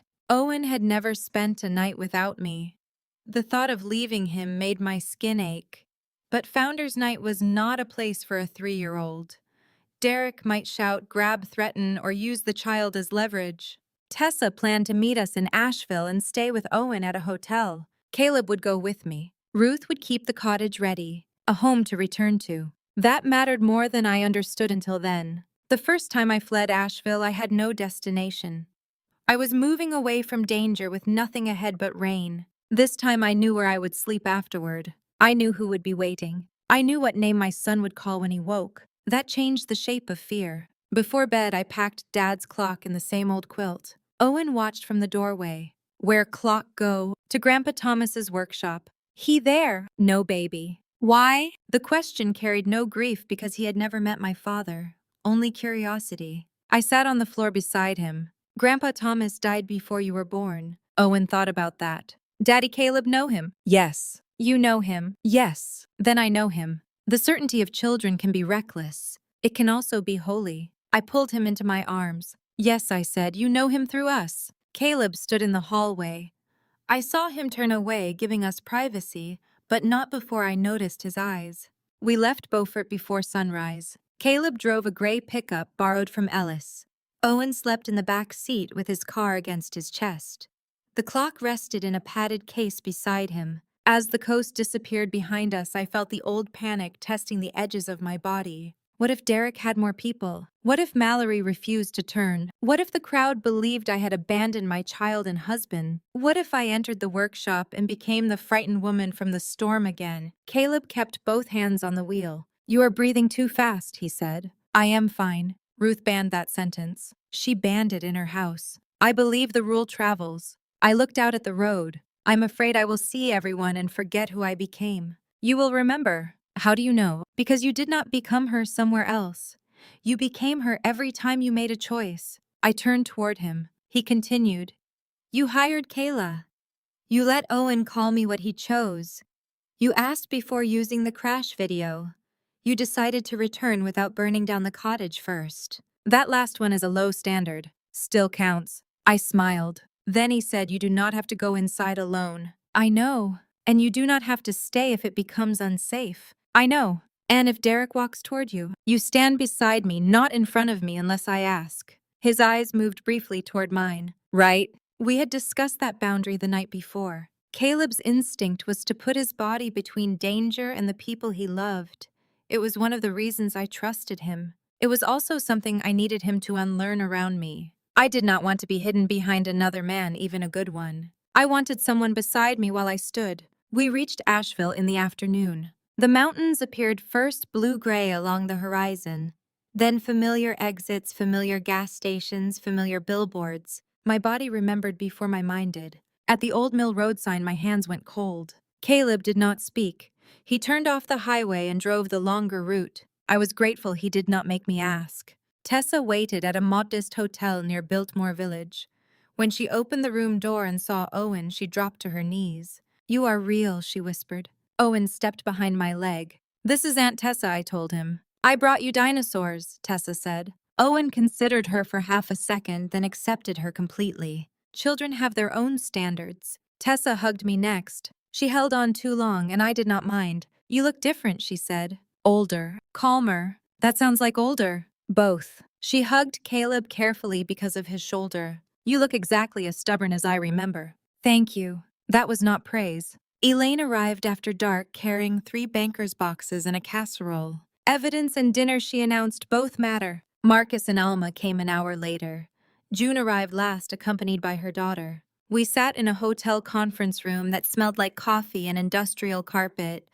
No dramatic command center, no wall of screens, just folding tables, paper cups, and people my father had trusted. Elaine spread out the records. The payments to Ray were disguised as hauling fees, but the amounts rose sharply during the weeks Derek pushed Meadow Ridge.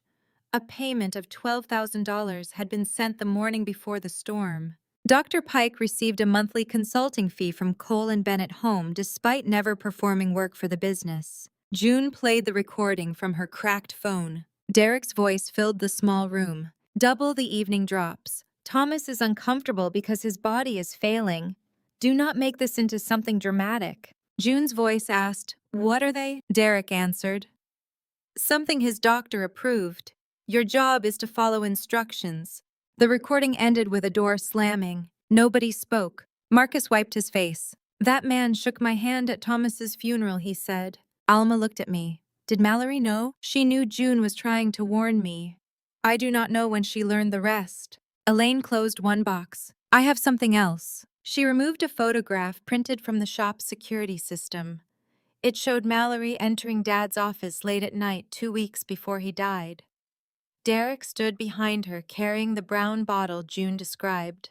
The image did not prove what was in it. It proved they were together. Mallory had spent 3 years telling people she only took over because I vanished. She had been in the room before Dad was gone. My stomach turned. Tessa touched my arm. You do not have to look again. I do. No, I said after a moment. I need to see it once. I do not need to punish myself with it.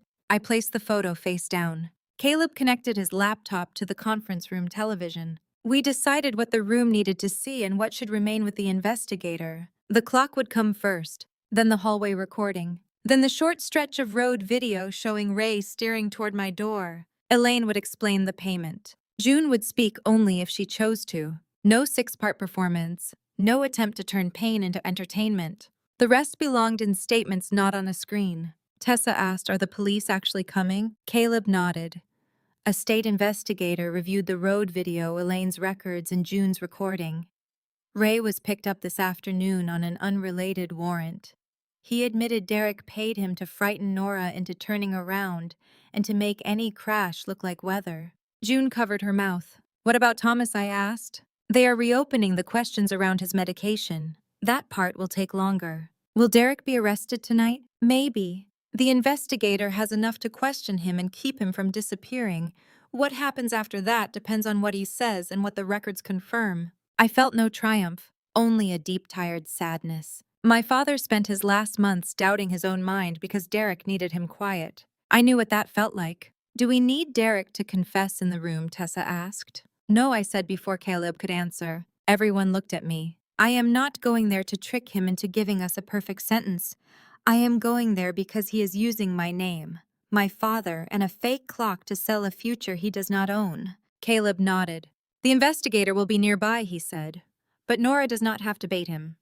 Ray's statement and the payment records already exist." Elaine leaned back in her chair. "Good. Men like Derek always think the clever part is making them talk. The real work is surviving long enough for other people to stop ignoring what they already heard." The plan became simpler after that. I would enter. I would place the real clock beside the copy. I would tell the room what happened. If Mallory chose to tell the truth, she would do it without being promised forgiveness. If she chose Derek again, the evidence would still stand. That mattered. My return could not depend on my sister suddenly becoming brave. Before everyone left, June approached me. "I keep thinking about the day I tried to reach you," she said. "Mallory told me you could lose the baby if I upset you." "I believe you.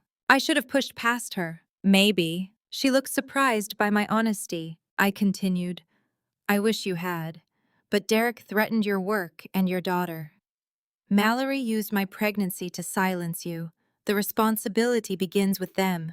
"It does not end with them." "No," June nodded. "That was the kind of accountability I could respect. Not the kind that erased fear, but the kind that named what fear had cost." After midnight, the hotel room became quiet. Owen slept with 3 plastic dinosaurs lined beside his pillow. Tessa sat in the chair near the door, scrolling through messages from the hospital. Caleb stood by the window. I joined him. From the 7th floor, Asheville looked ordinary. Streetlights, cars, restaurant signs. Somewhere beyond the buildings, the farmhouse sat behind the workshop. My bedroom window probably still faced the oak tree. Dad's office probably still held Derek's television. "Do you miss it?" Caleb asked. "The house." "Yes. I miss who I thought I was there." He waited. "I thought being chosen by Derek meant I was lovable. I thought being trusted with the workshop meant I had earned Dad's respect. I thought protecting Mallory from every consequence made me a good sister. And now I think I was lovable before Derek.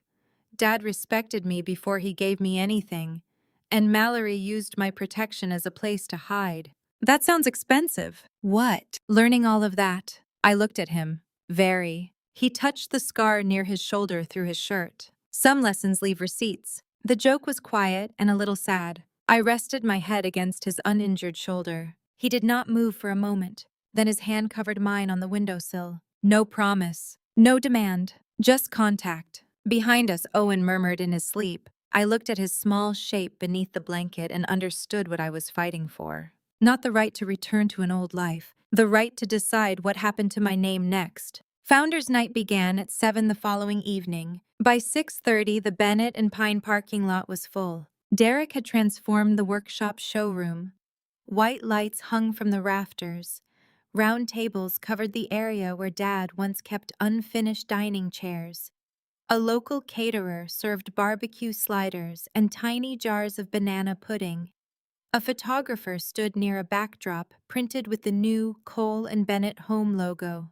The event was exactly the kind of polished family performance Mallory loved. Old photographs of Dad rotated on a screen above the stage. Most had been cropped to remove me. One showed Dad holding the original clock at a craft fair.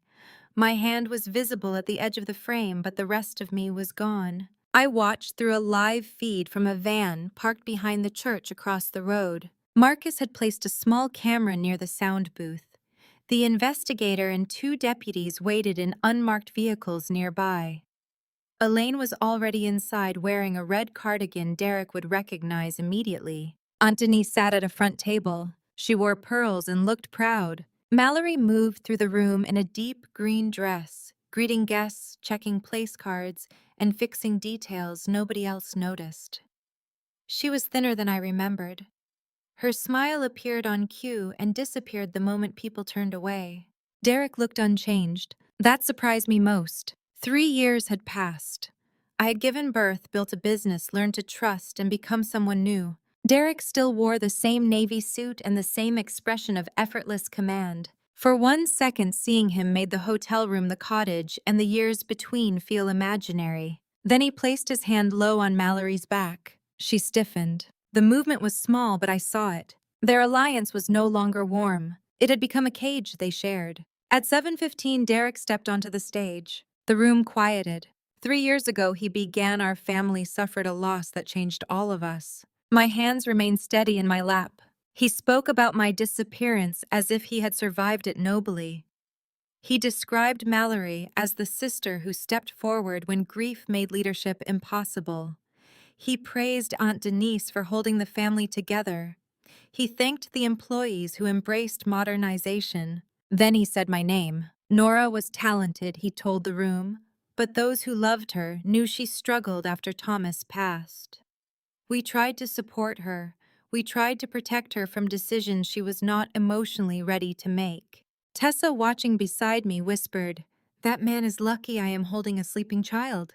Owen slept against her chest with one dinosaur in his hand. Derek continued, "Tonight we honor Nora not by pretending she was perfect, but by carrying forward the work she could no longer carry herself." The audience applauded. Not everyone. Elaine did not. Marcus did not. Alma stared at the table.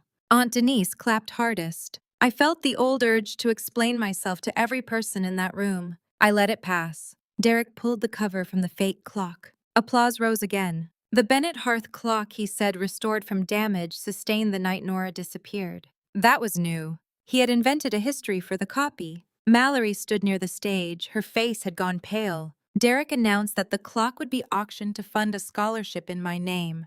Then he revealed the evening's final surprise. Blue Ridge Living had signed a preliminary redevelopment plan for the workshop property. Derek presented it as nearly finished, even though final family approval and several signatures were still missing. Cole and Bennett Home would move to a new showroom near Charlotte. If the approvals cleared, the old workshop would be demolished by summer. A photograph of the proposed development appeared on the screen. Rows of identical townhomes covered the place where Dad's garage, the oak tree, and the loading dock had stood. The room murmured. Aunt Denise stopped clapping. Even some guests who liked Derek had not expected that. He smiled wider. "Thomas built this company to grow," he said. "Sometimes honoring a legacy means refusing to stay trapped in the past." I looked at Caleb. "It is time." He nodded.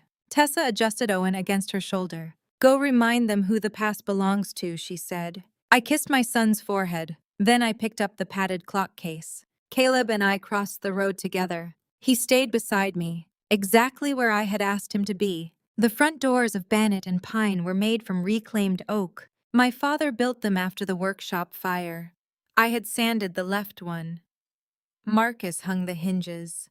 Dad carved the pine branch above the handles because Mallory said the entrance needed something memorable. For 3 years, I imagined walking through those doors. In some versions, I screamed. In others, I slapped Derek, dragged Mallory off the stage, or threw records across the floor while everyone watched. The truth was quieter. I opened the door. Warm air, barbecue smoke, perfume, and sawdust met me at once. Derek stood beneath the screen, explaining how the proposed development would bring new families and tax revenue to the area. The agreement with Blue Ridge Living, he said, would move forward after final family and property approvals. That phrase told me what I needed to know. The land had not been sold. He was announcing a future he hoped the room would make inevitable. The first person to see me was Alma. Her hand froze halfway to her mouth. Marcus followed her gaze. Then Elaine turned. Recognition moved across the room in pieces. A chair scraped. Someone whispered my name. Another person said, "Oh my God." The applause died table by table until the only sound left was the ventilation fan above the finishing area. Derek stopped speaking. He looked toward the entrance. For the first time in all the years I knew him, his face became honest before he arranged it. Fear, not grief, not relief. Fear. Mallory turned next. Her hand closed around the side of the stage. Aunt Denise stood so quickly that her chair fell backward. Nora. I walked forward carrying the padded clock case. Caleb stayed at my left, half a step behind. Close enough to help. Far enough that no one could mistake whose return this was. People moved out of the aisle. Some stared at my face. Others looked at Caleb's scar above his collar. Several raised phones. Derek found his voice. Nora. He stepped from the stage and opened his arms. My God, you are alive. I stopped 10 feet away. Do not touch me. The words were not loud. They carried anyway. His arms lowered. His expression shifted into wounded concern. Everyone has been searching for you. No, I said. Everyone has been repeating you. A murmur moved through the room. He glanced toward the phones and recalculated. You have been gone for 3 years. You are clearly upset. Let us go somewhere private, call a doctor, and talk as a family. There it was. Before anyone asked me what happened, Derek offered them the reason not to listen. I looked toward Aunt Denise. Is that still what you believe? Her mouth opened. I believed you needed help. Because Derek told you. Mallory said you were not sleeping. She said you were frightened and confused. Mallory looked down. Derek cut in. This is not the place. You made it the place, I said. You sold tickets using my supposed death. You put my name on a scholarship.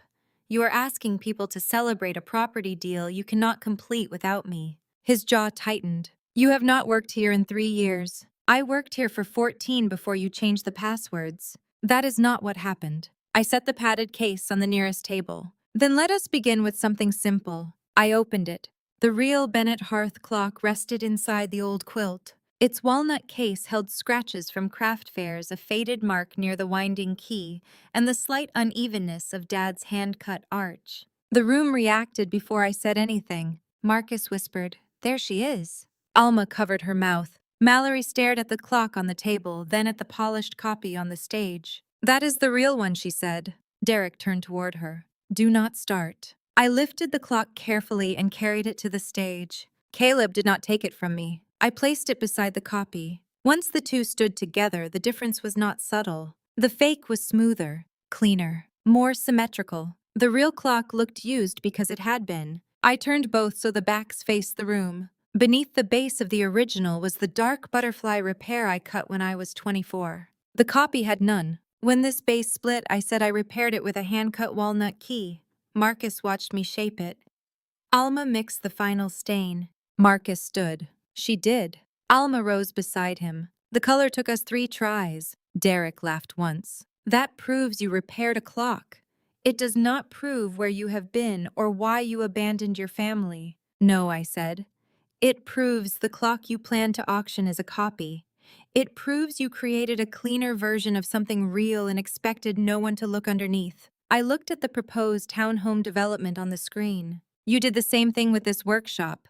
You removed the work tables, replaced the apprenticeship program, cropped me from photographs, and called the result legacy. Some of the current employees shifted in their seats. Derek moved closer. You left. People had to keep working. I ran after I heard you and Mallory planning to send me to Meadow Ridge, take control of the shop, and make sure no one believed me. That is a lie. Mallory closed her eyes. I nodded toward the sound booth. Marcus pressed one key. The screen behind us went black. A photograph appeared. Dad and me in the workshop. I was 24, wearing a red bandana and holding a carving chisel. Dad stood behind me with one hand on the hearth clock. The photograph was not cropped. My name appeared beneath it. Nora Bennett, lead restorer, Bennett and Pine. Then came Derek's public post. Please pray for my wife. She is not well and may be a danger to herself. Mallory's post followed. Mental illness can make people run from those who love them most. Then Aunt Denise's comment. Derek has shown the patience of a saint. Denise covered her mouth. I looked at her but did not stop. I was 34 weeks pregnant, I said. I was bruised from a crash. My husband arrived at the hospital with a psychiatrist and a story prepared before I could speak. Derek shook his head. We discussed treatment because we loved you. I handed the emergency phone to Alma. The hallway recording played through the workshop speakers. Rain against windows, a chair moving. Then Derek's voice. By sunrise, nobody will believe a word she says. Mallory's voice followed. And after the baby comes, Nora won't have a house, a workshop, or a name anyone listens to. Someone near the front whispered Jesus. The recording continued. If she runs, Ray knows the back road. You want your share or not? Mallory stared at the floor. Derek stepped towards the sound booth. That recording is incomplete. It is, I said. The rest is the part where I ran. The road video appeared. Rain blurred the image. My Subaru moved ahead. Ray's pickup closed the distance. When I shifted toward the shoulder, he followed. When I braked, he blocked me. The final frame showed the truck turning toward the driver's side door. The video stopped before Caleb entered the frame. No impact, no blood, only intention. Derek pointed at the screen. You cannot see who was driving. Elaine stood and carried one page to the front table. But we can see who was paid. She held up the record. $12,000 from Cole and Bennett. Home to Ray Calder, marked emergency hauling less than 24 hours before Nora disappeared. 6 smaller payments came before it. Derek's smile looked painful. Elaine was removed for mishandling accounts. I retired after you threatened me, Elaine said. You are bitter. Marcus stood beside her. Then I am bitter too. Alma rose. And me. 2 former apprentices stood next. Then a current employee near the finishing room. Not everyone rose. Some remained seated, uncertain or frightened. But enough stood that Derek could no longer reduce the room to one unstable woman. His eyes moved to Mallory. Tell them, she looked at him. Tell them Nora was not well. Mallory swallowed. You were grieving, she said to me. You were exhausted. You were angry. The words hurt even after everything. Then she looked at the fake clock. But you were not crazy. The room shifted. Derek turned slowly. What are you doing? Mallory's voice shook. Something I should have done 3 years ago. You signed the concern letter. Yes. You called Meadow Ridge. Yes. You told me Nora could not handle the business. Yes. Each answer cost her. She looked at me. I wanted what Dad gave you. I said it was favoritism because admitting you earned his trust made me feel small. Derek promised my name on a new brand. I wanted the sign more than I wanted to be honest. I worked there, I said. You watched me. I know. You knew then. Her face tightened. Yes, that answer mattered more than an excuse. Derek stepped closer to her. Stop talking. Mallory moved away. No. He looked around and saw the room changing. Then he did what he had always done when another person stopped being useful. He made her the problem. This was Mallory's plan, he said. She resented Nora. She brought me the letter. She contacted Meadow Ridge. She told Ray which road Nora took. I was trying to keep a family business from collapsing while she used me to remove her sister. The betrayal on Mallory's face was almost childlike. For 3 years, she believed they stood on the same side. One sentence turned her into his shield. You told me no one would get hurt, she whispered. Derek glanced at the phones recording him. Because nobody was supposed to get hurt. Ray was supposed to frighten her into turning around. If he lost control in a storm, that was his mistake. The room became very still. Derek seemed to hear his own words too late. I said he turned toward my door. He panicked. You paid him $12,000 to bring you home. You told him which road. Mallory answered before Derek could. I did. She faced the room. I gave Ray her schedule. I told myself Derek only wanted to block the road and scare her. I signed the family letter. I called Meadow Ridge. I stopped June from reaching Nora because I did not want anything delaying the new brand.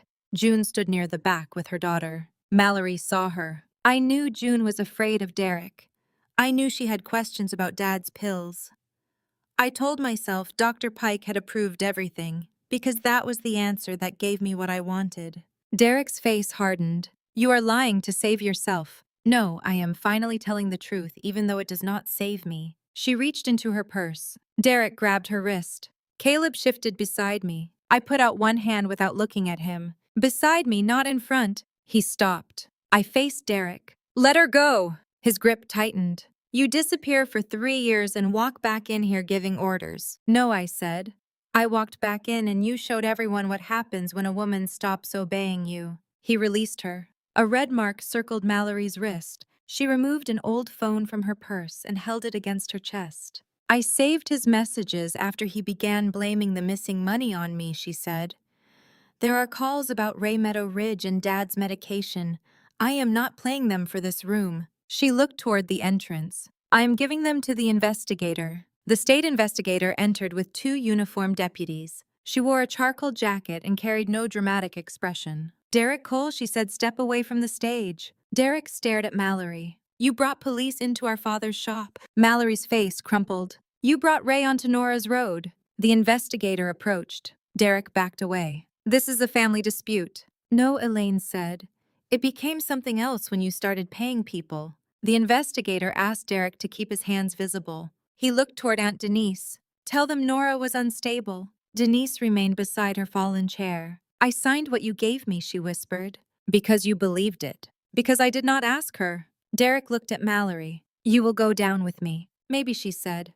But I am done helping you call everyone else sick. The deputies took his arms. He resisted enough to make the room see his anger. As they turned him toward the doors, he looked back at me. Where is my child? The question carried the same ownership as his voice outside Tessa's townhouse. My son is safe. Our son. Biology is true, I said. It is not proof that you are safe. His face reddened. That boy is mine. The fear still reached me. It opened beneath my ribs exactly as it had when he called my name through the hospital hallway. Then I pictured Owen asleep with plastic dinosaurs around his pillow, surrounded by people who answered when he cried. You tried to take his mother before he took his first breath, I said.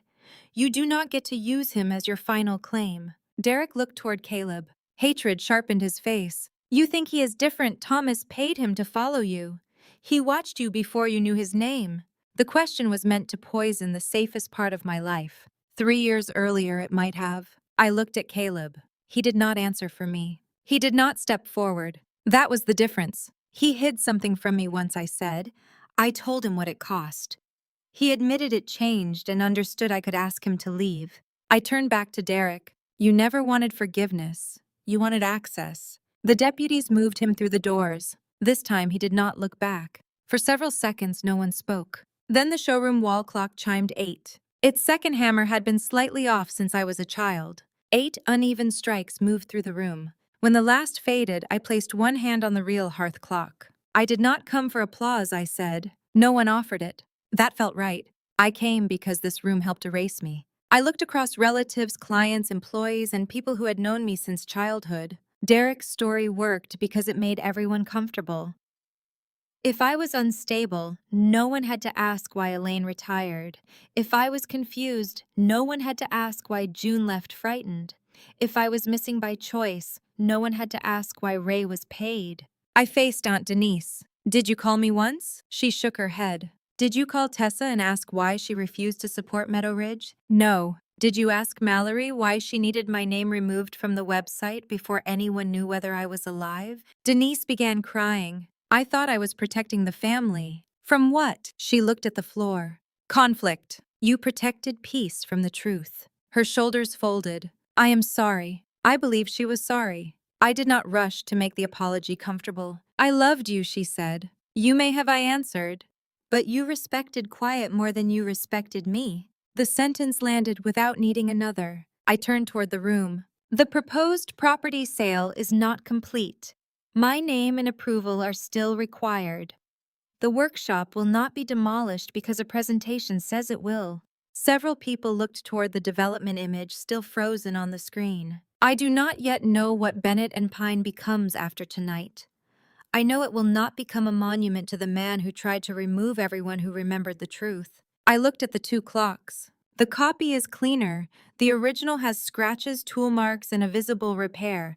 That does not make it worth less. Mallory stood alone near the stage. The green dress, careful hair, and polished event looked like a costume after the truth. I approached her. Caleb remained several feet away. Mallory kept her eyes on the real clock. I told Ray which mornings you used Old Mill Road, she said. I heard you. I did not know he was going to turn into your door. I do not know whether I believe that. She nodded. I understand. Did you know Derek was changing Dad's pills? I knew he was handling them. I knew June thought something was wrong. Derek said Dad was already dying and Dr. Pike approved the changes. You wanted that answer. Yes. Did you ever ask Dr. Pike yourself? No. Did you ever ask Dad? Her face broke. No. There was no recording that could make that answer cleaner. You were my sister, I said. I still am. No, you are related to me. What happens to the word sister comes later if it comes at all. She looked down. I do not expect forgiveness. Good. The word came out sharp. I did not take it back. Mallory held out the old phone toward the investigator. I will give her everything, then tell the truth when it makes you look cruel. I will. For once, do not explain until people feel sorry for you. She flinched, then nodded. I will not. It did not make her innocent. It was the first honest promise she had made me in years. The investigator began taking statements. Guests gathered in small groups. Phones rang. The caterer quietly covered trays no one wanted anymore. Founders' night ended without anyone announcing it. I stepped outside. The night air smelled like wet pavement even though the sky was clear. Caleb followed me to the loading dock. The dock light buzzed overhead. Derek had proposed there. Dad had stood in the doorway pretending not to cry. My hands began shaking. I thought I was calm, I said. You were. I am shaking. You can be calm and shaking. That sounds impossible. So does driving a motorcycle into a pickup. I laughed once. Then the laugh turned into crying. Not the quiet tears I had trained myself to hide. The kind that bent me forward and emptied every controlled breath I had carried through the workshop. Caleb put one hand between my shoulders. He did not tell me it was over. It was not. There would be interviews, medical questions, business decisions, and people who suddenly remembered they had always suspected Derek. He said only, "You do not have to hold yourself upright right now." So I stopped. For a few minutes on the loading dock where my old life once promised me happiness, I let someone trustworthy carry part of my weight. The first person I wanted afterward was Owen, not the investigator. Not Aunt Denise waiting near the front entrance with another apology. My son. Tessa opened the hotel door before I knocked. Owen ran toward me in dinosaur pajamas with his wooden car in one hand. Mommy came back. The words stopped me in the doorway. To him, it was a simple fact. I had left after dinner and returned before bedtime. He did not know how much history lived inside those 3 words. I knelt and held him until he complained that I was crushing the dinosaur. Caleb entered behind me. Owen reached for him next. Daddy Caleb came back too. Yeah, buddy, Caleb said. We both did. That night, Owen slept between us on top of the covers. Tessa took the armchair. None of us pretended the arrangement was normal. Around 3 in the morning, I woke and found Caleb sitting on the floor with his back against the bed. Owen's hand rested on his shoulder. Does it hurt? I whispered. Some. Because of me. His head turned. No. You hit that truck because Ray was following me. I hit it because a man aimed at a pregnant woman, and I was close enough to change what happened. You did not know me. I knew enough. My father asked you to watch me. He did. So you had a duty. Thomas asked me to watch. He did not ask me to crash. I looked at the scar above his collar. Would you do it again? I would choose a better angle. Caleb. He looked at Owen's small hand on his shoulder. Yes, he said, I would. For years, the scar had felt like a debt I could never repay. That night, I understood it was not a bill. It was one choice, important, costly, and real. But it did not purchase the rest of my life. Caleb had learned that. So had I. The months after Founders Night were not clean. Truth rarely arrives with a broom. Ray admitted Derek paid him to force my car off Old Mill Road and frighten me into returning. He continued insisting he never meant to hit the driver's door. The road video made that claim difficult to believe. The records from Bennett and Pine showed the payment. His phone showed calls with Derek before and after the storm. Dr. Pike described his work as family wellness consulting until investigators found messages discussing how to make my stay at Meadow Ridge appear voluntary. Questions surrounding my father's medication took longer. June's recording, Mallory's phone pharmacy records, and the brown bottle recovered from a storage box did not give us one dramatic answer overnight. They gave the medical reviewers enough to say my father had been given substances he was not prescribed and that Derek had interfered with his care. Months later, Derek accepted responsibility for the road attack, the business money, and what he had done while controlling Dad's medication. I did not attend the final hearing. I was teaching Kayla how to repair lifting veneer on an old sideboard. That was where I wanted to be when someone called to say Derek would be gone for years. Not because I felt nothing, because I no longer wanted his consequences to remain the largest event in my day. Mallory cooperated. She turned over her phone's account access messages with Meadow Ridge and every conversation she had saved after Derek began preparing to blame her. She also admitted what the phones could not excuse. She signed the concern letter. She gave Ray my schedule. She stopped June from reaching me. She repeated that I was unstable because the lie made room for her name on the business. The court gave her probation, community service, and financial penalties connected to the records she signed. I did not ask for leniency. I did not ask for more punishment. For once, I did not manage the outcome of Mallory's choices. 6 weeks after Founders Night, a white envelope arrived at the workshop. The handwriting was hers. Nora, I have rewritten this because every version became an explanation, and explanations are how I have always tried to make other people carry part of my guilt. I was jealous that Dad trusted your hands. I called that favoritism because admitting you earned his trust made me feel small. Derek did not invent my resentment. He used it because I gave it to him. I signed the letter. I called Meadow Ridge. I stopped June. I told Ray which road you used. I knew enough to know I was betraying you before I knew how far Derek would go. I am sorry. I will not contact Owen. I will answer every question honestly. I do not expect you to forgive me or make this easier. Mallory. I read the letter twice. Then I placed it in the bottom drawer of Dad's desk. I did not tear it up. I did not answer. A sincere apology does not create a deadline for reconciliation. Aunt Denise came to the workshop once. She brought no pie childhood photograph or object designed to make saying no feel rude. We sat on the farmhouse porch in Dad's old leather chair, the one Marcus found behind a stack of showroom displays. I thought keeping everyone together was love, she said. Together for whom? Her hands tightened around each other. For the family. I was the family too. I know. You know now. She nodded. I was afraid that asking questions would cause a fight. So you chose the answer that required me to disappear quietly. She cried. I did not comfort her. Not because I wanted to punish her. Because discomfort was not an emergency anymore. I loved you, she said. I believe you loved the version of me who kept peace. She looked toward the workshop. Can I ever repair this? I do not know. What should I do? Stop asking the person you hurt to design your redemption. She absorbed that without argument. Before leaving, she asked whether she could write. I said yes. I also told her not to post about me, Owen, or the case. Respect began when she accepted the boundary without calling it cruel. The workshop needed more repair than the roof. Derek had removed old benches, replaced local suppliers with cheaper vendors, ended the apprenticeship program, and turned the showroom into a place designed for photographs instead of work. For the first month, I walked the building with a notebook.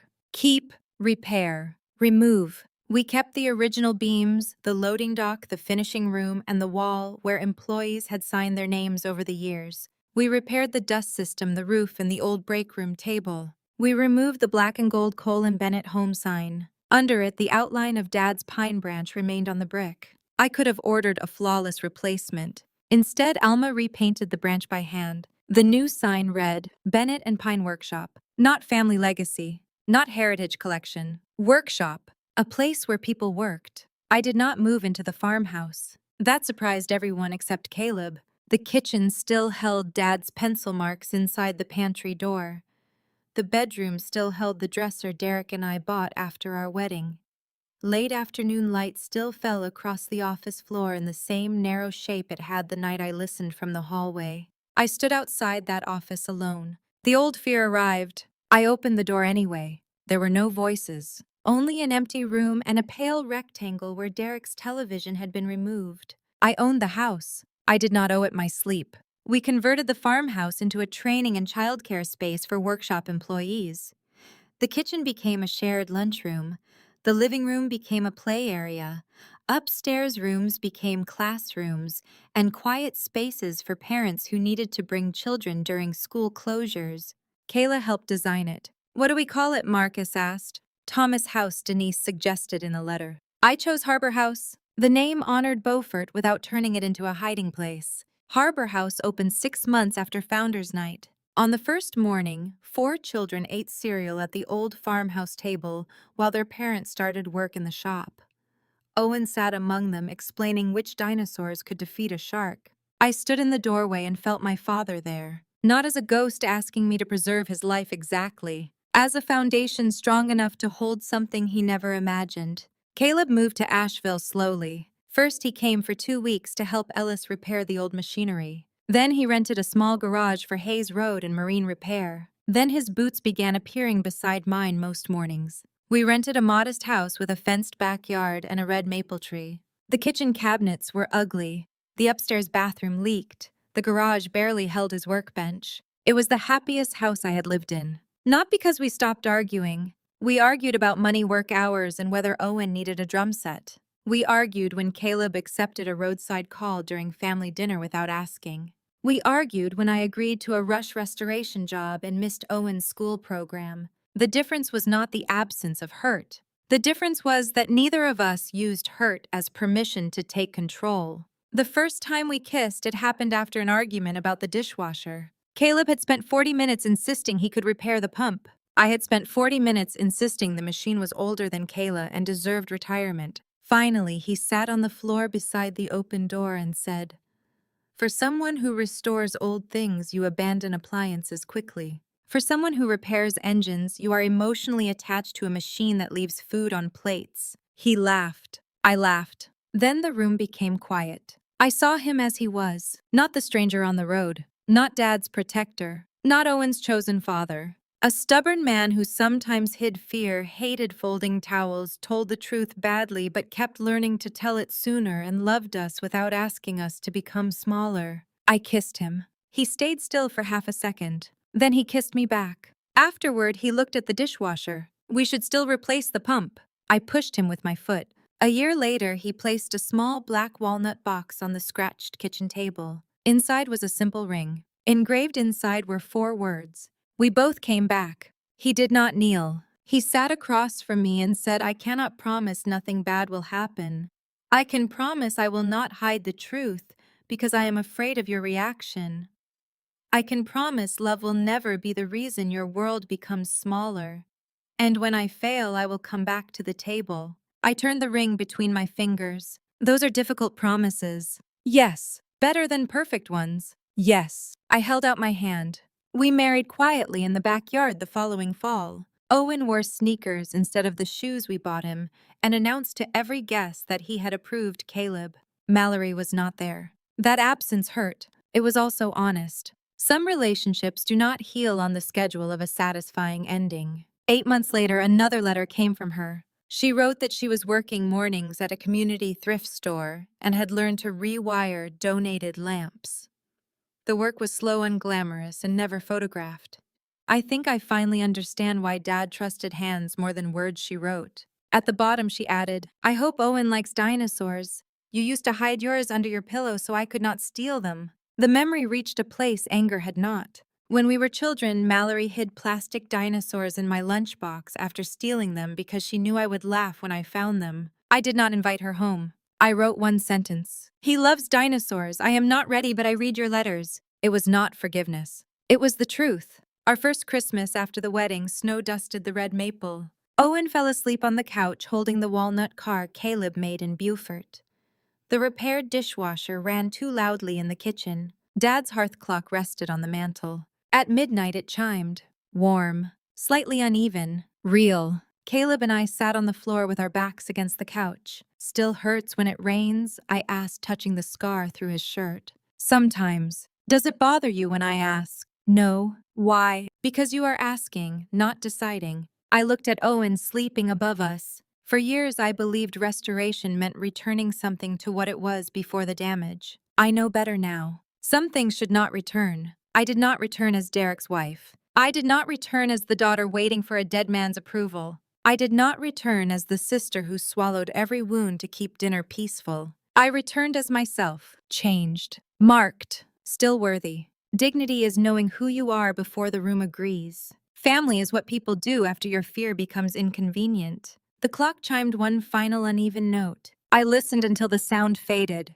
Then Caleb reached for my hand and I gave it because I chose to. If you had been standing in that workshop, would you have allowed Mallory to speak for herself or exposed everything before she had the chance? And how many times should someone be allowed to say family before their actions prove they mean only access? I still do not have perfect answers. I have an honest workshop, a son who expects adults to return after mistakes, a husband who stands beside me, and a clock that keeps time without pretending it was never broken. That is enough. Not because nothing was lost, because I was no longer among the things they could take.